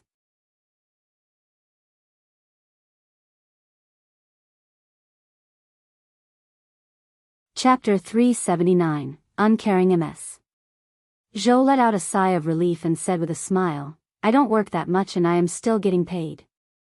Now that I have work to do, I can't get extra payment this time. Xiao Xian laughed. You have helped us a lot. Without your help, we would not have harvested the rice so smoothly. The tenants had no idea who on earth Shao Yunduan and Xiao Xian were, except that they were from outside the village. But for the couple who watched them doing the harvest, they might not have been honest in their efforts. Some might even have harvested some to their own home first. But during the harvest, there was always someone who was watching them work. Ms. Zhou and Ding Erzhu were both quite embarrassed. That is what we ought to do. After Xiao Xian and Shao Yunduan left, Xiao Xian still believed that the payment was quite low. She smiled at Shao Yunduan. If all goes well after we are done, we can even give the red packets to each laborer. I think 51 should be good enough, what do you think? Shao Yunduan nodded and said to her, you can spread the news around, so they may work harder for that goal. Xiao Xian's eyes brightened as she chuckled. Yeah, they should be motivated enough not to cause any trouble or allow anyone else to cause trouble. Shortly after Xiao Xian and Shao Yunduan were gone, Ding Erzhu went to visit the land officer of the Zhang village. The land officer always believed that Ding Erju was Qiao Xian and Shao Yunduan's relatives, so he treated him very politely. They had a very smooth and happy conversation during the deal. Qiao Xian knew that the local hooligans had some reputation in the village, and the land officer of the local area should be given some extra benefits for containing them. When the land officer got the benefits, Qiao Xian would get him to hire the villagers to work for him so he could be pleased too. Qiao Xian and Shao Yunduan went back to the town, fetched what they left at Manager Qin I's place and headed home. Bull cart was a bit slow and Qiao Xian smiled. When the new house is built, let's buy a donkey cart for faster traveling. Shao Yunduan nodded. When the new house was built, they would have a lot of space to put the donkey cart as well. They could not think about buying a wagon, since it was quite difficult to obtain. Even those rich people in town would not be able to afford a horse sometimes. When they went back home, they shared the presents with the whole family. Those presents were of different categories, including clothes, food, and daily necessities. Miss Fong smiled with a sigh. We all have savings, and we can buy what we need ourselves. You don't have to buy us anything. You and Yunduan should save money for future use. Miss Fong firmly believed that her son would make it to the next level and his studying would cost a lot of money. Qiao Xian smiled. Don't worry, Mom. We barely spend any money, and we have savings as well. Also, we are making a lot of money too, right? Miss Fong chuckled. True, and that is all because you helped us with it. Miss Su was very delighted. She had been thinking about making winter clothes, either with her own money or the shared savings. But Qiao Xian had brought so many materials home, even cotton. That saved her a lot of money. Young Xiaoni was glad too. She placed the garment on herself, asking her husband if she looked nice.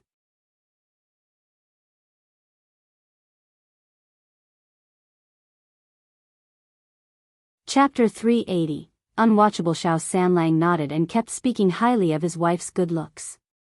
Young Xiaoni felt bashful. Her cheeks were flushed but her eyes were sparkling, and she smiled brightly. Miss Fong did not look at them while the rest pretended not to have seen the whole episode. The couple had always been like this and the rest of the family was used to it by now. 3 days later, Qiao Xian and Shao Yunduan went to the Zhang village with the required money. They finalized the deal with Ding Erju, Ms. Zhou's mother, land officer and his wife regarding opening the barren land. All the villagers at the Zhang village were glad about this project and almost every household applied to work on it. So, they were divided into 2 batches and took turns in doing the labor work. The land officer received a huge red packet and he was highly motivated. He said that he was going to watch over everybody so that nobody would get lazy during the work hours. Hearing that there would be an even bigger red packet after the project was done, the land officer became even more delighted. Qiao Xian smiled. We would need many more laborers for our tea mountains. Work hard and we will hire more people. Those who don't work hard would have to be excluded, and we would hire people from other villages. The land officer nodded. Don't worry, we are all down-to-earth people and we will work hard.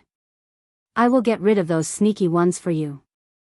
The land officer and his wife felt energized and devoted when he heard that there would be more money to make in the future. The wife was going to be in charge of making steamed buns, and she would be able to take a few more since she was in charge. That was such a great deal that should not be let go of. No one would allow anyone to make trouble about this. Most of the workers were those who needed such temporary tasks. Seeing that Qiao Xian and Shao Yunduan were able to afford the land, they suspected that they had some mysterious and powerful supporters behind their back, thus not daring to cause trouble for them. So soon, the work started full-fledgedly at Zhang village. The first morning was a bit chaotic, but at noon everyone queued up and got to eat steamed buns. Not only were they big, but the meaty buns were really full of meat when they took a bite. Everyone finally believed that the owner didn't lie, and the wages must be the same. So they were definitely going to work hard to earn the extra red packets of bonuses. They worked obediently and occasionally. There were a few who got lazy but before Ding Erju and the land officer's son reprimanded them and everyone slowly straightened out. Everything went well. No chaos appeared, generally speaking. Steamed buns were steamed on a temporary stove in front of Ding Erza's house. Needless to say, the 7 working women and their children who came to have fun ate together at noon. Also, the other children came to the stove as well around lunchtime. They were all drooling for the steamed buns by the time they were cooked. Not every household was able to afford to eat steamed buns like these. Xiao Xian wasn't an unscrupulous person. Although the flour used to make steamed buns was not the best, it was still quite good. The authentic flour was steamed in a big steamer, and it gave out a strong fragrance. The land officer's wife did not want to offend the fellow villagers, so she could not do anything about the situation. She could not even drive away people who were queuing up for the steamed buns. Ms. Zhou was not capable of turning them down alone. But Ms. Zhou's mother used a huge basket to hold steamed buns and rolls and gave them to each child until the basket was emptied. Those who failed to get the steamed buns could queue up the next day.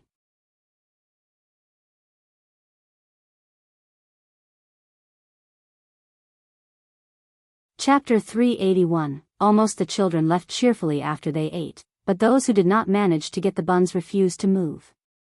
Aunt Zhou, Ms. Zhou's mother, coaxed them away and asked them to come back earlier next time. Some women could not help but complain. But we have so many left, let's just give them one. Aunt Zhou said, the owner is too kind-hearted, but we can't just indulge ourselves. They make money with hard work too. 40 steamed buns for free every day, that is so generous of our owner. How about we not offer any starting from tomorrow, so we all save trouble? The woman said with a smile, no, you are right. Our owner is already generous enough and I should not have said such a thing. If the 40 free steamed buns and rolls were gone because of what she said, many people would blame her for being nosy. Her intention was to show her generosity through others' generosity, but she did not want to ruin what existed right now. The woman regretted so much as not to say such a thing. The land officer's wife could not help but add, Aunt Zhou is right. We need to stick to the rules. Our owner is so generous and kind like no other. We can't just get carried away and offer free food for our children too. We need to be reasonable, since we are being paid well. The others nodded in agreement. Not everyone was able to eat steamed buns throughout the year. But for the owner's agreement, Aunt Zhou would not have done so. If they offered more than they should, they might offend people and get complained about. Maybe all children from the village would hear about it and come to fetch the free steamed buns. What should they do then? Moreover, who would pay for the extra steamed buns? A few days after this happened, Xiao Xian and Shao Yunduan came to check on the situation, and Aunt Zhou told them about this. Feeling grateful, Xiao Xian gave Aunt Zhou and the land officer's wife 2 red packets, each of which contained 21. Surprising fortune would always cheer people up. The land officer's wife had understood one thing: if they worked hard, they would always get some bonus. She would have gained nothing extra if she did not interfere, whilst others would take advantage of it. Xiao Xian and Shao Yunduan were quite assured in heart, seeing the field clearing project went well. Small problems and some fees could be ignored. They decided not to split hairs on those who worked for them and had everything sorted out smoothly. They could even stop giving the children steamed buns and rolls or drive them away, but that would cause a lot of conflict and dissatisfaction in the near future. If some accident happened, the villagers might offer a helping hand or just stand around watching the show, depending upon their treatment of the villagers. They could not keep asking for help without giving anything in return, which would make them look miserly and wicked. Proper kindness and generosity would make people feel grateful and cherish what they got now. Being kind without asking anything in return often caused trouble. Seeing that everything went well, Xiao Xian and Shao Yunduan were totally assured, and they came to check things every 5th or 6th day.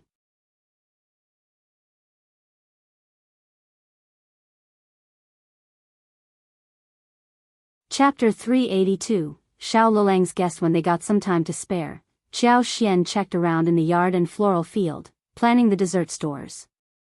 Tao Tao and Qi offered their help as well. Whether or not the results turned out to be successful, the family did not complain. Instead, they ate up all the failed dishes. Young Xiaoni was especially glad. She was so happy to be able to eat different desserts every day. Qiao Xian was thinking about asking Yuezheng Shao to pay attention to a few ingredients, such as sagos, cassavas, and sweet potatoes. The Yuezheng family was involved in vast businesses and they had more information and other resources than she did. Sagos were very useful for desserts. Cassavas could be made into powder for the small balls put in milk tea.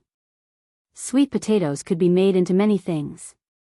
Qiao Xian tried to use flour to free up some starch, and made taro balls with steamed, mashed taro puree and pumpkin puree. They looked good, but did not have good texture. Seasoned with honey, sweet sugar juice, Qiao Xian was not very satisfied with it. They definitely needed cassava's powder. So she was going to suggest Yuezheng Shao to raise some cows to produce milk. But it was not very easy to obtain cows, which might not be able to produce so much milk anyway. There were many small things to deal with if such a store was opened, but the profits would be magnificent as well. Seeing that there were not so many fish remaining in the tank, Qiao Xian decided to go to the river to fetch some fish in the afternoon with Qi, Tao Tao Yang Xiaoni and Shao Sanlang. It was already very cold, and they could not possibly go into the water, but they had a fish net that could be used to get some. But by lunchtime, Shao Liulang suddenly arrived with a strange-looking young master. Yang Xiaoni went to open the door and she was very startled seeing the two young men. Shao Liulang looked quite proud. "Fifth cousin, are you here? My friend and I are here for a visit." The young man next to Shao Liulang was wearing a sapphire blue satin gown with a cross collar, and his hair was tied high. He was about 22 or 23 years old. He was tall and thin, with fair skin, but his face was a bit long, and his eyes were cloudy, giving people a rather frivolous and indecent feeling. He was very arrogant. He did not like this place, nor did he like Shao Liulang. But Shao Liulang seemed to suck up to him constantly these days and invited him to his home multiple times. He turned the guy down enough times, but he was feeling bored at the moment, so he nodded and agreed to come. The moment the door was opened and the young master saw Yang Xiaoni, his eyes started sparkling. He straightened his back, trying to look as if he were a real gentleman who behaved gracefully. However, a pretentious man who had a terrible appearance just looked ridiculous when he tried to act like a gentleman. Yuezheng Shao had met real young masters like Xie Jingrong and Yuezheng Shao, so when she saw someone like this in front of her, she laughed. The way he looked at her made Yang Xiaoni feel quite disgusted. Yang Xiaoni was a very sensitive woman and figured out that this was not a good man at all. But this seemingly elegant man smiled at Yang Xiaoni, who got startled and took a few steps backwards. The young master laughed even more proudly seeing her behavior. He thought that Yang Xiaoni was just feeling shy. Yang Xiaoni turned around and left directly, ignoring Shao Liulang completely.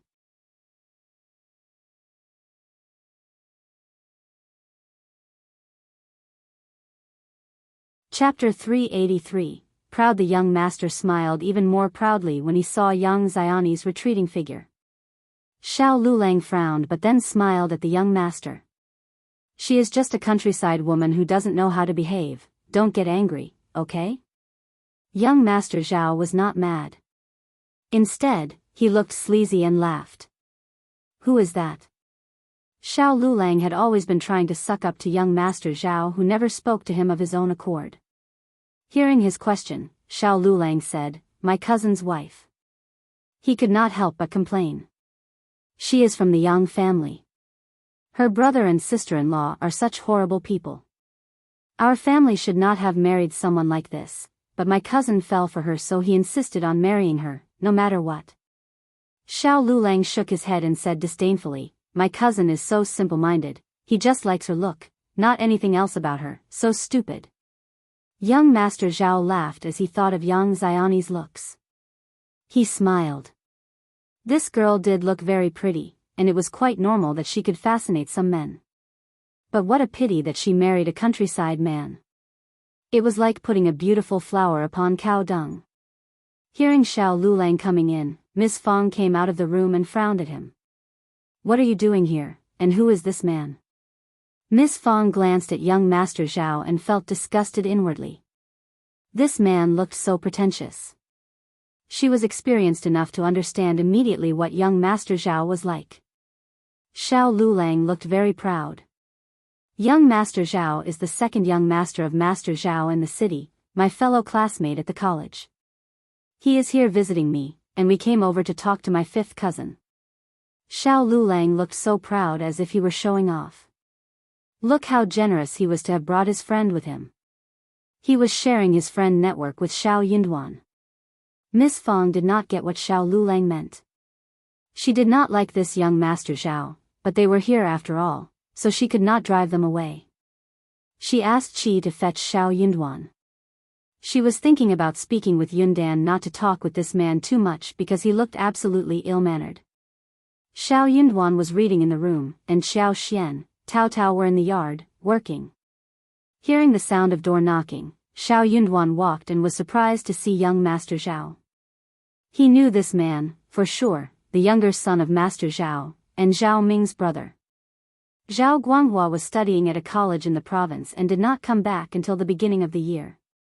News spread that he came back home because he had a fight at a brothel with someone and he got so humiliated that he just could not face anyone there anymore. He was expelled from the college and was forced to return home. So here he was. He was a very arrogant man. Just because he studied at a college in the province, and had no one with the same background in this place, he believed that he was the best and the only worthy one around.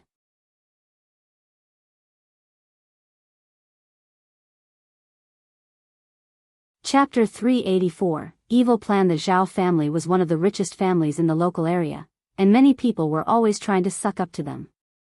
But Xiao Yunduan was not one of those.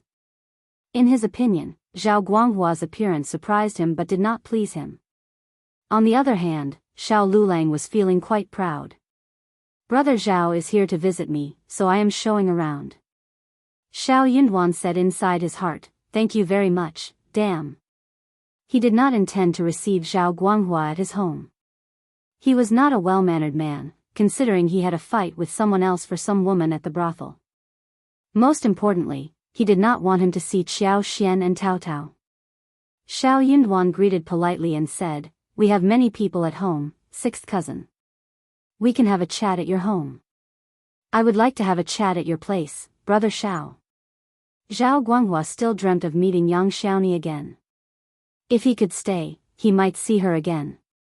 He did not intend to do anything else right now, but he was always attracted to beautiful women. As he thought about how favorable he might look compared to the farmer she married, he believed that Yang Xiaoni was definitely going to love him deeply, and regret having gotten married so early. In this way, he would feel really satisfied and proud. If he could at least speak with Yang Xiaoni, then he would be content and feel a little smug. Xiao Liulang also intended to go home, but hearing what Zhao said, he replied, "We can definitely sit at your home to chat. Cousin, you would be very happy, right?" Xiao Yunduan frowned. "We have no good tea to serve young Master Zhao. So, please, young Master Zhao, this way." Xiao Yunduan held his cousin's arm and walked outside. When he and Xiao Liulang both left, that man should not stay as well, right? "Hey, you," Xiao Liulang, who had intended to protest, got startled seeing Xiao Yunduan's cold look. He was dragged away wordlessly. As they walked out of the yard, Xiao Yunduan glanced back at Zhao Guanghua and said, "Please, hurry up, young Master Zhao." He did not even wait for him to join him. Zhao Guanghua had no choice but to follow. He felt quite annoyed not to have been able to flirt with the beautiful girl he had drooled at. For now, he had no choice but to leave. He just did not have the reason to stay here, when the owner was gone. Zhao Guanghua glanced at Xiao Yunduan and asked ironically, "Yunduan, you are not trying to drive me away from your house, right?" "Of course not." Xiao Yunduan raised his eyebrows and said peacefully, "My home is quite small, and we have no good tea. I just don't want young Master Zhao to suffer from the inconvenience, thus turning you away." "Is that so?" Zhao Guanghua could not believe that. Of course, yes. Xiao Liulang was cursing Xiao Yunduan inwardly but had to defend him. Brother Zhao, honored guests like you always light up someone's home, and my cousin wishes that you could be here, but he is quite stubborn, so just drop the idea. Zhao Guanghua thought for a while. He did not think that there would be anyone who would refuse to hang out with him, given his background. He might have overthought about this. He smiled. Oh, okay, my bad. It is okay without tea, I am not that particular, we can do that next time, okay?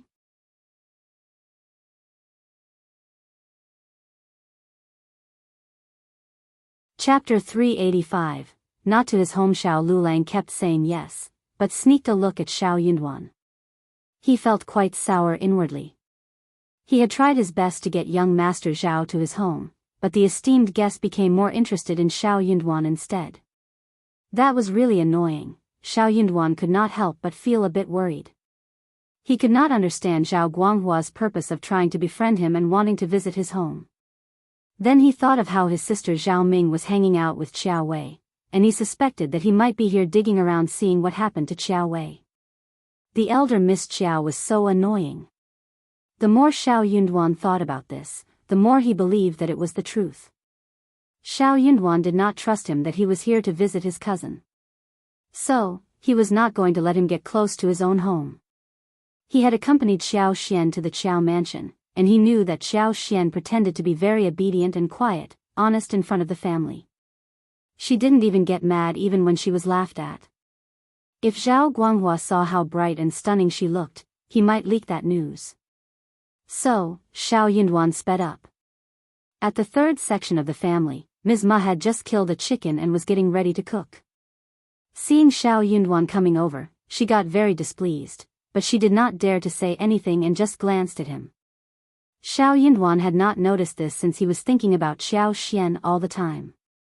Xiao Yunlang tried his best to suck onto Zhao Guangna, who did not bother to respond that often, while Xiao Yunduan was mostly silent. The three of them were killing time in this way. Xiao Yunduan had intended to leave before lunch, but he was worried that Zhao Guanghua would move to his home with an excuse of saying goodbye, so he stayed. Ms. Ma could not stand it any more and forced a false smile. Yunduan, aren't you going back for lunch? Xiao Yunduan smiled.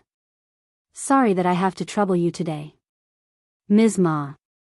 Xiao Liulang did eat at the first section of the family's home the other day, and he still remembered the amazing food. Also, he just could not drive away Xiao Yunduan at this point. So, he stopped Ms. Ma directly. Ms. Ma had always adored this precious son of hers, so she said nothing more even though she was annoyed. She just left with a twisted face. Soon the dishes were served.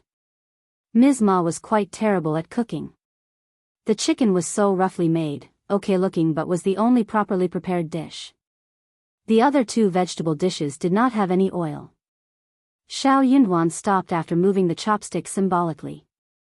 He could not eat anything like this after trying the dishes made by Xiao Xian.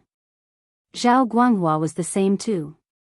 He frowned after trying one bite, and could not stand the taste anymore. He was young Master Zhao, and he did not care about this badly cooked chicken. Only Xiao Liulang kept eating happily. He even told Zhao Guanghua to feel at home, without noticing that Zhao Guanghua already dropped the chopsticks. Zhao Guanghua glanced at him, twisted his lip corners and felt disdainful. No one would come to this person's home for a visit if he had not been bored. He did not deserve his visit. Zhao Guanghua was more interested in Xiao Yunduan, and waited for him to speak with him. Xiao Yunduan was, however, silent all the time, and Zhao Guanghua could not help but initiate the conversation. Xiao Yunduan nodded and replied briefly without saying anything more.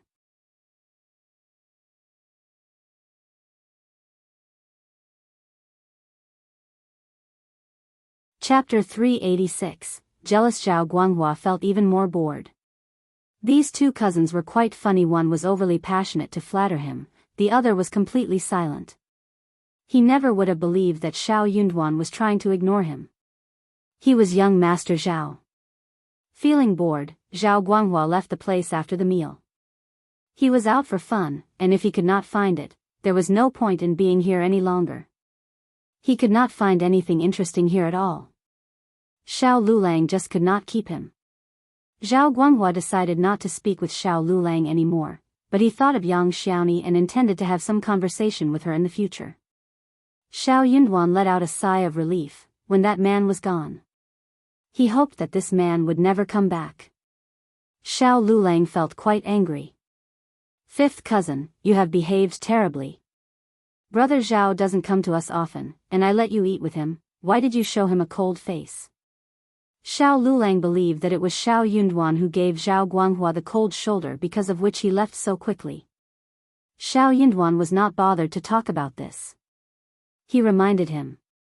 I believe that you know why Zhao Guanghua came back home from the province's college. He is so frivolous and arrogant, not a very good person to befriend. You better stay away from him. Xiao Liulang was not bothered to hear these words of his. That is just a rumor, why do you choose to believe it? I like Brother Zhao. He is friendly, warm and not at all arrogant. You must be jealous of me, right? That is your problem. You aren't the only person who can hang out with rich young masters. I can too. Xiao Yunduan.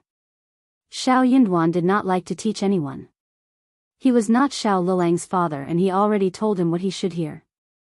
But now he was being accused of being jealous, then what was the point of continuing? There was no need to say anything more. Whatever you like. Xiao Yunduan left from there directly. Seeing his retreating figure, Xiao Liulang just did not know what to do. How dare he must be jealous of me. Yes. As he thought about this, Xiao Liulang could not help but feel happy that he finally befriended a rich person. The plan of building a new house at the first section of the family was finally going to be realized. They wanted to build a house soon so they could move in before the new year. Eldest uncle suggested adding 2 new rooms next to what they had now. But the family believed that they should demolish the present structure and build a new one. Feeling alone, elder uncle got very angry. We don't have the money. Qiao Xian smiled and said proudly, Dad, money is not the issue. That made the eldest uncle feel even worse. That is your money, not the family's money. Qiao Xian felt quite surprised. Her father-in-law was not greedy at all. She was offering to share her money with the family, and everyone else should be glad about it. In fact, other people might be worried that she would regret that. Qiao Xian felt a bit complicated at heart, not knowing what to say about him. Dad, it is the same thing. What matters is to live a happy and cozy life, right? Also, my husband will take care when he becomes a promising man. 1 a.m. Just Aeon Trusania 01 time roar you. Or, my news Dana can give CNE money back to me later. The others nodded in agreement. Anyways, everyone except for him knew that it was Miss Fong who was putting in the money for the new house, not Qiao Xian.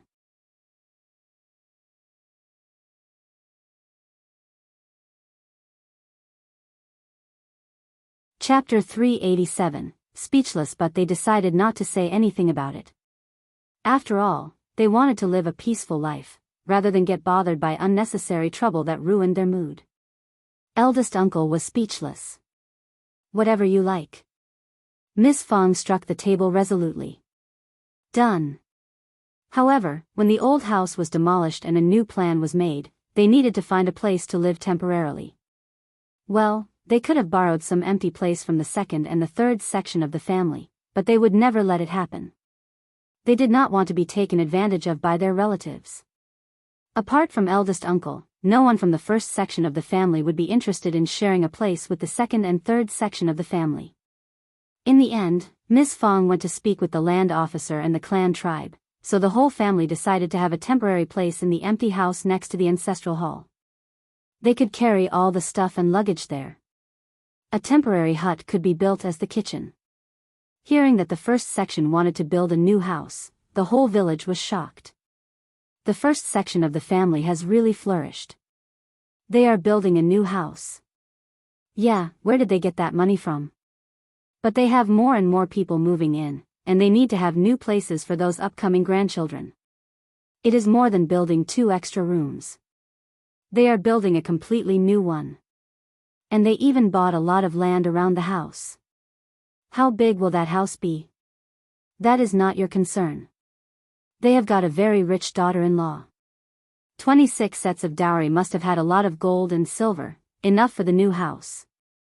They were talking, full of envy and yearning. The second and third section of the family never expected that the first section of the family would start to build a new house. They could not help but come to their door, trying to tell them that the old house was still practical to live in, and only 2 extra rooms were enough, and that there was no need to demolish all and build a new one. Obviously, Ms. Fong ignored their suggestion. When they learned that the first section of the family even bought 2 mu of land around the house in addition, they could not stand it anymore. Second uncle said, "Eldest brother, and eldest sister-in-law, how big will your house be? Why did you buy the land around the house? Do you have this much money?" Ms. Niu felt so sour. "If you can make money, please let us know about it too. We need a new house as well." Ms. Fong smiled and ignored them. They were in no position to tell her family what they should do. Eldest uncle could not reach his hand into Qiao Xian's money, and he could not make any decision regarding house building. So when his brothers came and asked him about it, he had no choice but to say that it was because the old house was too small for them to live in, and that they were doing this for their grandchildren's sake. When the second and third section of the family asked about how they made money, he stopped himself from saying anything further. He did not dare to tell them that Xiao Xian was paying half of the amount and the other half was earned through selling valuable things. He did not want his brothers to blame him. But the second uncle found his silence even more suspicious. They believed that he must be hiding something, so they were not very happy when leaving the house. However, the house to be built by the first section of the family not only included more than 2 mu of land, but also covered the yard of the neighbor's house, a small vegetable garden and a small piece of open space around the neighbor's place, which came up to a total of more than 4 mu.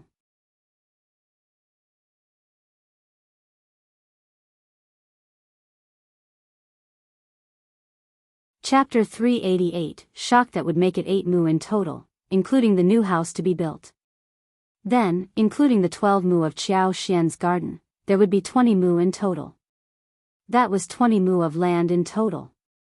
The first section of the family would become the most wealthy family in the whole village. Well, the reason why the first section of the family was able to build this big house was originally because of the second and third section of the family. When the second and third section of the family divided the old house of the Shao family, they added some small houses to it. In this way, the first section of the family did not have any place to live. Hence, eldest uncle found an empty place at the boundary of the village, very remote and leaving a lot of empty space for what they could have now. The whole village was really shocked and they all got so excited. Honestly, when the neighbors were moving, they looked so happy. So, the first section of the family must have given them a high price. Otherwise, who would be willing to sell the old house to outsiders and find an empty place outside the village to build new houses? However, the family was tight-lipped. They did not spill out a thing. They did utter a figure when forced, but no one believed that. Ms. Niu and Ms. Ma felt so annoyed and hurt. They believed that the first section of the family was bullying them. Everyone was talking about the first section of the family building a new house, and wondered how much money it would cost for them to build. Some irritable people instigated them again and again, asking Ms. Niu and Ms. Ma, "Your houses are very small too. Why don't you think about building a new one too? Yeah, your eldest brother and eldest sister-in-law have been taking care of you all this time, and they should share some of what they have got, right? They are so rich, and they should help you." Both their faces turned red. Ms. Fong was not going to help them with money, not at all. The most annoying person was Miss Qjao, who kept taking Miss Fang's side, because of which Miss Fong started to ignore them. But with little hope in their hearts, the second and third section of the family all rushed to the first section of the family. "Eldest brother, Liulang is getting married in the new year and we don't have a new house for him. We need to build one room. What about sharing some of what you have left behind with us?" "Yeah, eldest brother, Xilang is your nephew, the child of the Shao family. Getting married is a huge thing and you must help us. Ms. Niu said this and glanced at Ms. Fong, who seemed to hear nothing and kept working on the sole of her shoes. Ms. Fong ignored them. They could say whatever they wanted. She was not interested in anything they had to suggest. Liulang did not know what to say, so he left.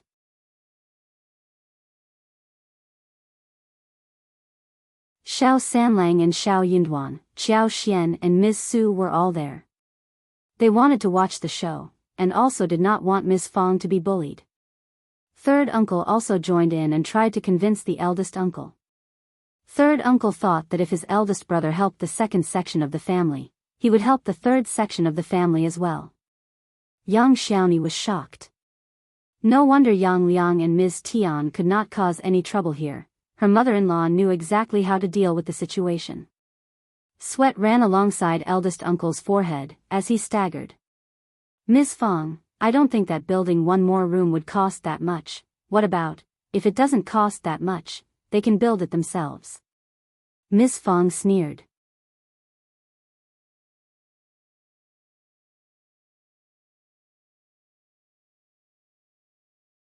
Chapter 389. Shockingly thick-cheeked. You are old enough to have so many grandchildren and you still forced your old brother to pay you for your new house?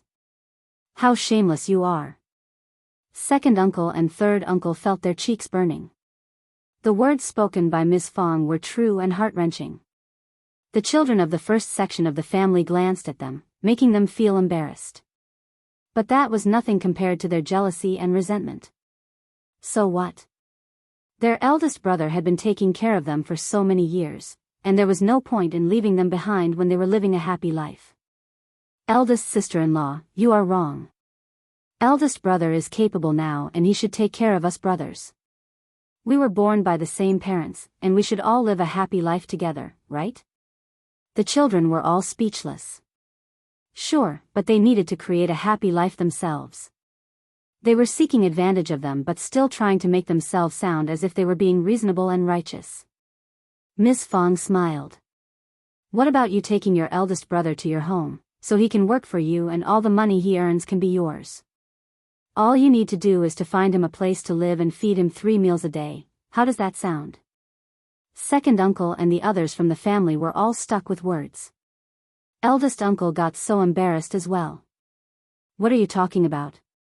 I am speaking the truth. Look, in this way, you can take care of your brothers so they can live a good life too. How does that sound? Second uncle and his people got furious. They did not want eldest uncle. They needed Xiao Xian's dowry. They stubbornly believed that the first section of the family was spending Xiao Xian's dowry rather than assume that the first section of the family was earning their own money. Before they could respond, Ms. Fong smiled at eldest uncle. Look, your brothers dislike you. They don't want you to be there. Eldest uncle, third uncle said, elder sister-in-law, stop joking around. We will be laughed at if that happens for real. You are afraid of being laughed at? How surprising. That was the end of the conversation. Shao Sanlang suddenly said, what about us building a house together? We have so much land, right? When the house is built, we can all live together and get to know each other better. Ms. Ma's eyes sparkled as she nodded. Yeah, that sounds great. Eldest brother, we are all a family. Yeah, we have a lot of space, right? The children of the first section were all shocked. These people were so shameless. So, they wanted to wait until the house was done before moving in with them? The second and third section of the family got so glad that they all started to discuss when to move in. Eldest uncle was stuck with words. But Miss Fong could not stand that anymore. She put down her sawls and pushed Ms. Niu out. Just get out of this place. What are you dreaming about? You move in when we build a new house. You are so shameless. Then she cursed at Shao Liulang. You can stop going to school. Your head is full of shit. All you can do is to take advantage of people but can come up with nothing new yourself. Just come back to be a farmer instead, you will have nothing to live on in the future. Ms. Ma got very annoyed as she screamed. My son is definitely going to become an officer soon. What are you talking about? Ms. Fong said coldly, oh, then you can wait until he becomes one. Get out of here. Xiao Xian and Yang Xiaoni were keeping Ms. Fong company, as they watched the opponents getting thrashed. They could not do anything about the elders directly, but if the elders gave Ms. Fong a push, they were definitely going to teach them a lesson.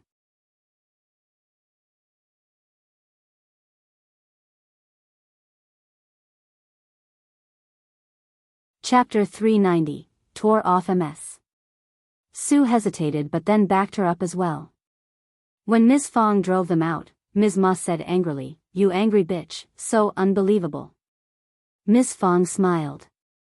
If I am so unbelievable, you can stop talking with us and not come to my home. Third uncle. Eldest brother, why didn't you talk? Eldest uncle felt dizzy, his head was buzzing. He felt rather messed up. He was very sad about how such a family could become like this. He really wanted the whole family to live in harmony, but it never was in harmony.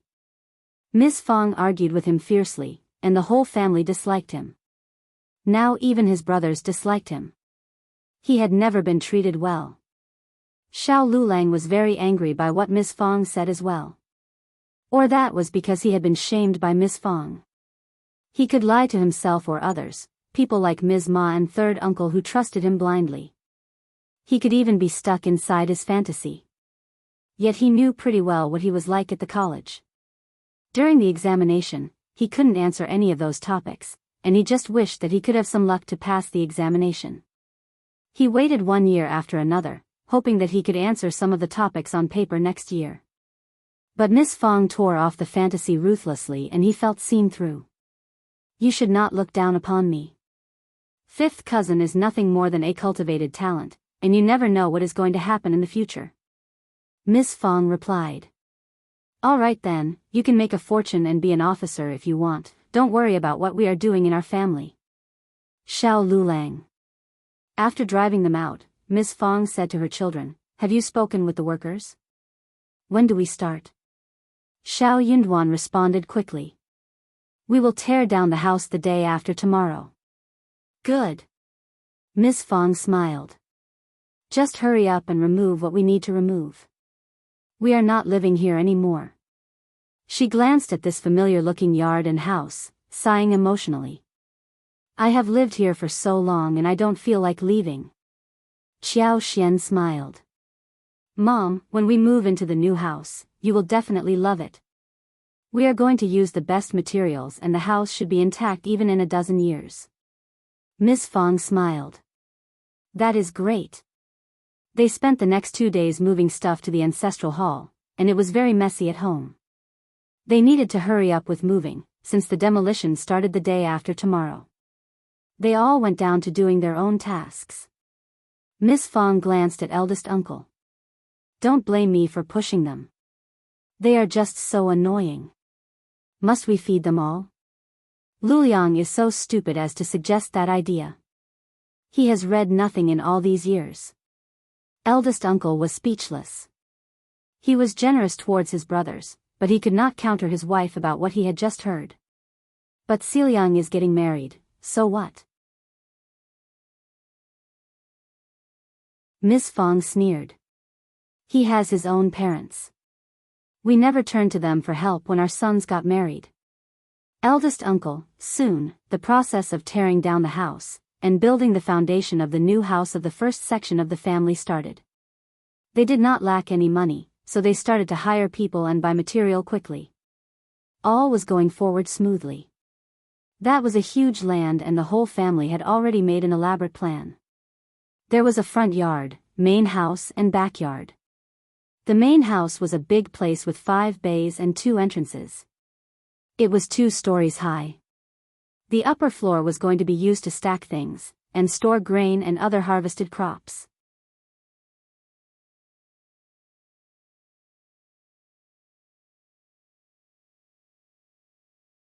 Chapter 391, Work started. The east and west wing rooms were all built to be spacious, with a 3-bay pattern. Behind the 2 wing rooms, there were 2 small courtyards. Xiao Yunduan and Xiao Xian would live there. Xiao Yunduan needed to study, so he chose a quieter place. Xiao Dalong, Xiao Sanlang and Xiao Xiaoqi had rooms of their own, whilst Xiao Taotao and Ms. Fong shared the main room. According to the blueprint given by the first section of the family, the construction team was in full swing on the day of construction, and more than half of the villagers came to watch the excitement. But no one from the second or the third section of the family showed up. Obviously, they were still very annoyed. Miss Fong did not care. She pretended as if her mood was not at all affected. They did not even care what the eldest uncle was thinking at the moment. Qiao Xian and her team went into the mountains again, when everyone was so busy. Qiao Xian was thinking about the golden sprouts and lavender tea leaves. She had many tea seeds at home last time, but they were not enough. Many seeds were not mature enough and they needed to revisit that place. They went into the mountains for 5 days in a row. On the first day, they picked tea seeds, and then they started to seek and pick the creeping figs as well as mushrooms. The courtyard they were going to live in henceforth was large enough to sun-dry those things. When seeds were taken from the creeping figs, they were sun-dried in the sun and were put in the large bamboo pan.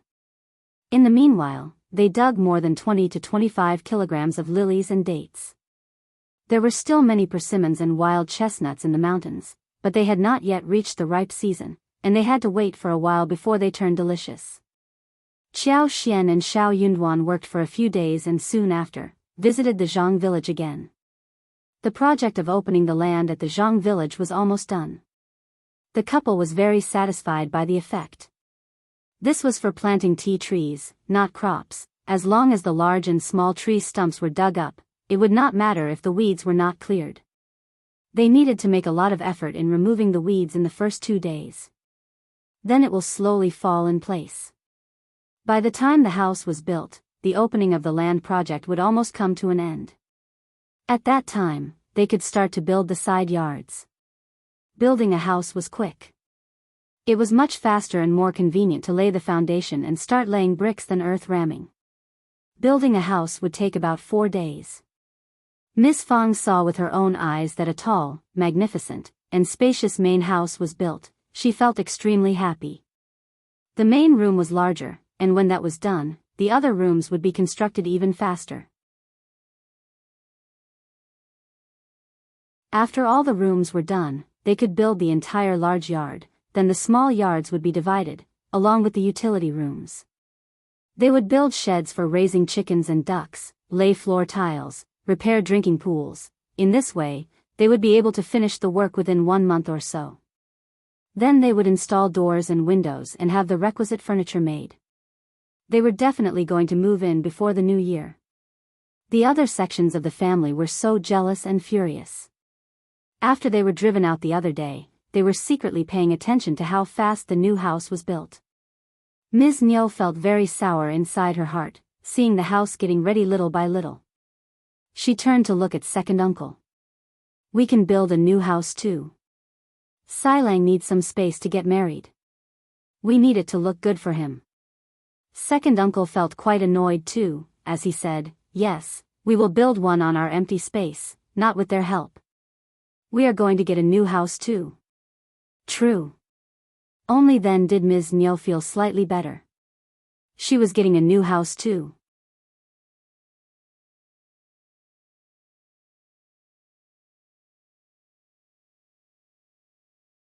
Chapter 392, Suspicion. The second section of the family also started to hire people to build the house.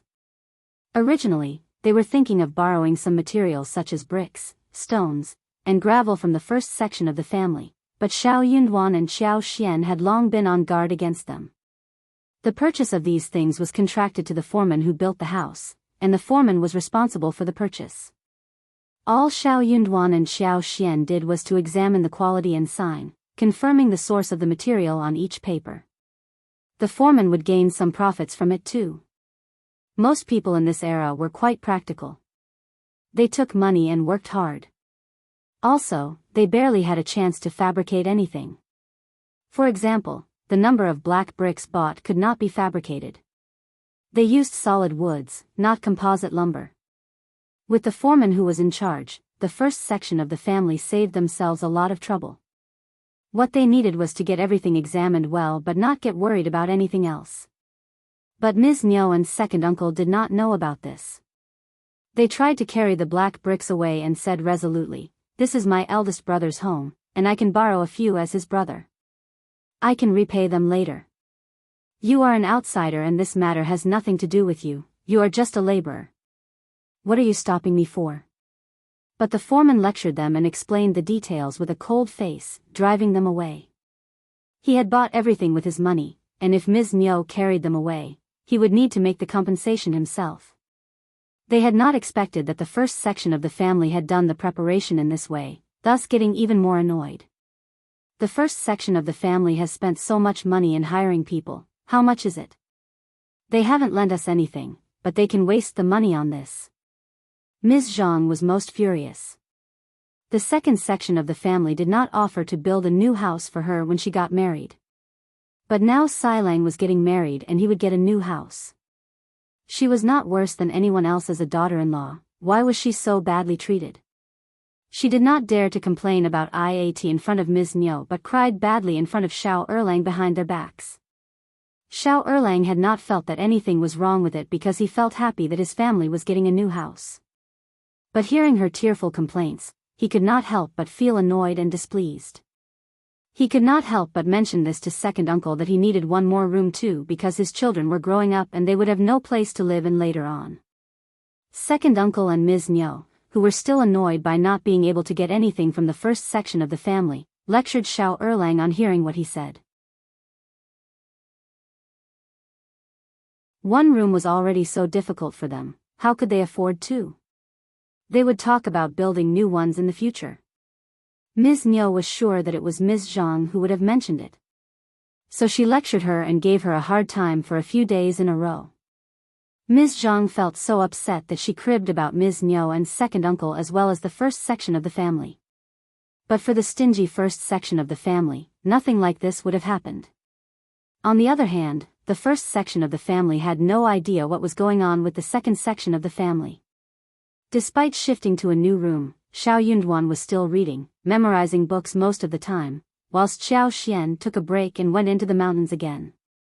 Xiao Sanlang and Yang Xiaoni kept her company on some occasions.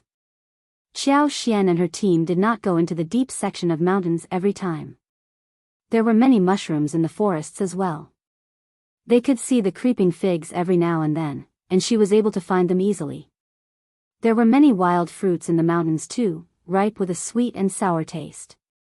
There were a lot of fun things in the mountains.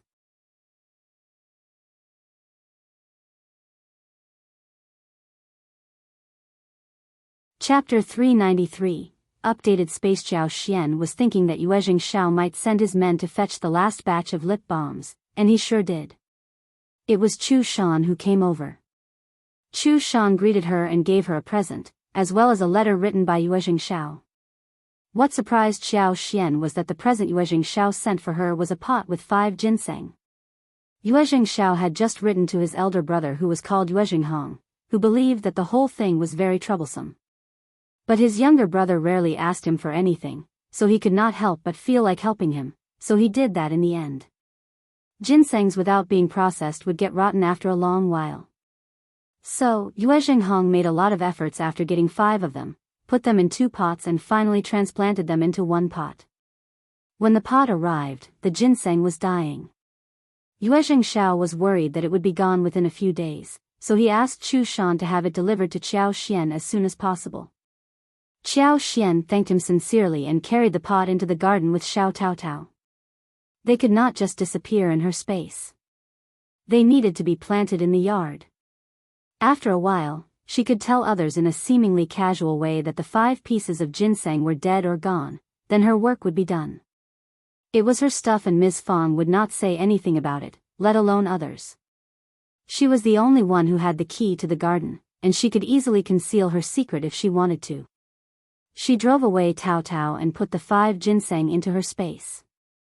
The ginseng, which were on the verge of dying, started turning better when moved to space. Qiao Xian felt that with her heart. When the 5 ginseng were planted in the soil, the space became even more lively and vital. it was autumn, and everything naturally withered. Many plants had stopped growing, and some had become bare.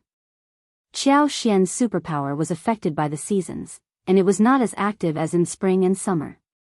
But the space had not been so lively for a long while. She felt much more energetic when the ginseng were in the soil. Qiao Xian came out when she felt better, after feeling what was inside her head. She believed that if she planted some more precious plants in her space, the space would turn tremendously different. That was to say, the accumulation of quantitative changes to a certain extent would lead to qualitative changes.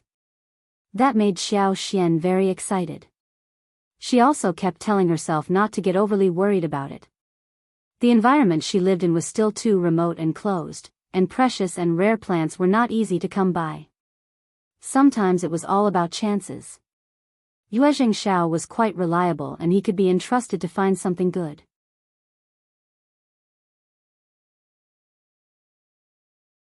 Also, they were building a new house and she was going to need some more plants. She was definitely going to ask Yuezheng Shao to find those new, precious plants for her. She only needed the rare varieties, such as orchids like ghost orchids, crane tops, and lotus petals, peonies such as Yale Huangwizi, plum blossoms such as green plums, dead branch plums, camellias such as 18 bachelors, hentiango, chidan, etc. She wanted to get them with the thought that if the space accepted other flowers and trees, as long as they were rare enough, the space would accept them all. She was thinking about how to get these rare plants.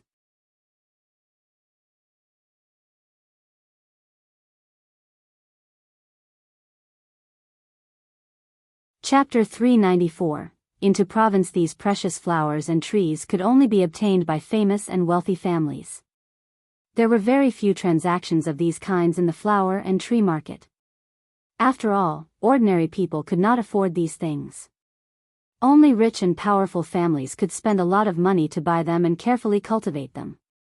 Money was not the initial condition. It was just a method to get through. The atmosphere seemed a bit strange as she went home. Qiao Xian turned to look at Shao Yunduan. Shao Yunduan smiled. I was just about to fetch you. Brother Yuezheng has invited us to have a gathering of literature in the province after 3 days. Do you want to join us? Qiao Xian's eyes sparkled, of course. She could hopefully find precious flowers, shrubs, and trees there. She would be too stupid to refuse the invitation. Of course. Qiao Xian nodded as she smiled. Young Master Yuezheng mentioned that the gathering should be of great importance. You should not miss it. Shao Yunduan nodded. That is exactly what I think. Miss Fong and the others in the family nodded in agreement. Qiao Xian was going to keep him company. Chu Shan smiled. Then, please get your luggage ready tonight, so we can leave tomorrow morning. Shao Yunduan nodded happily. This way, Chu Shan and the coachman spent their first night at the first section of the family. They slept on the floor of Shao Zioqi's room. Miss Fong asked Shao Xiaoqi and Tao Tao to follow them to the province since there was nothing much going on in the family. Shao Yunduan was hesitant about this. Living as a large family next to the ancestral hall was not as convenient as living at home. There was still farm work to do every day, and the house was being built. Somebody had to go see it a few times. If half of the family was gone, they were running out of helping hands in the family. What if the other sections of the family caused trouble at the time? He was worried that his mother would run into a problem when he and Qiao Xian were absent. Miss Fong seemed to have seen through his concern, and she smiled. Don't worry, just do what you need to do. I am not bullied easily, and I have Sanlang and Ms. Yang with me here. Dalong was too honest to fight back, especially when Miss Fong and eldest uncle were in an argument. But if Miss Fong was bullied, he would definitely step forward. Miss Su was not a good helper, but if she forced her to help her as a mother-in-law, she would not refuse to do so. Shao Sanlang and Yang Xiaoni were with her and they always took her side. So, even if Shao Yunduan and the others were away for a while, it would be fine. Shao Yunduan agreed and nodded at the proposal. Early the next day, Qiao Xian, Shao Yunduan, Qi and Tao Tao left with Chu Shan and the coachman.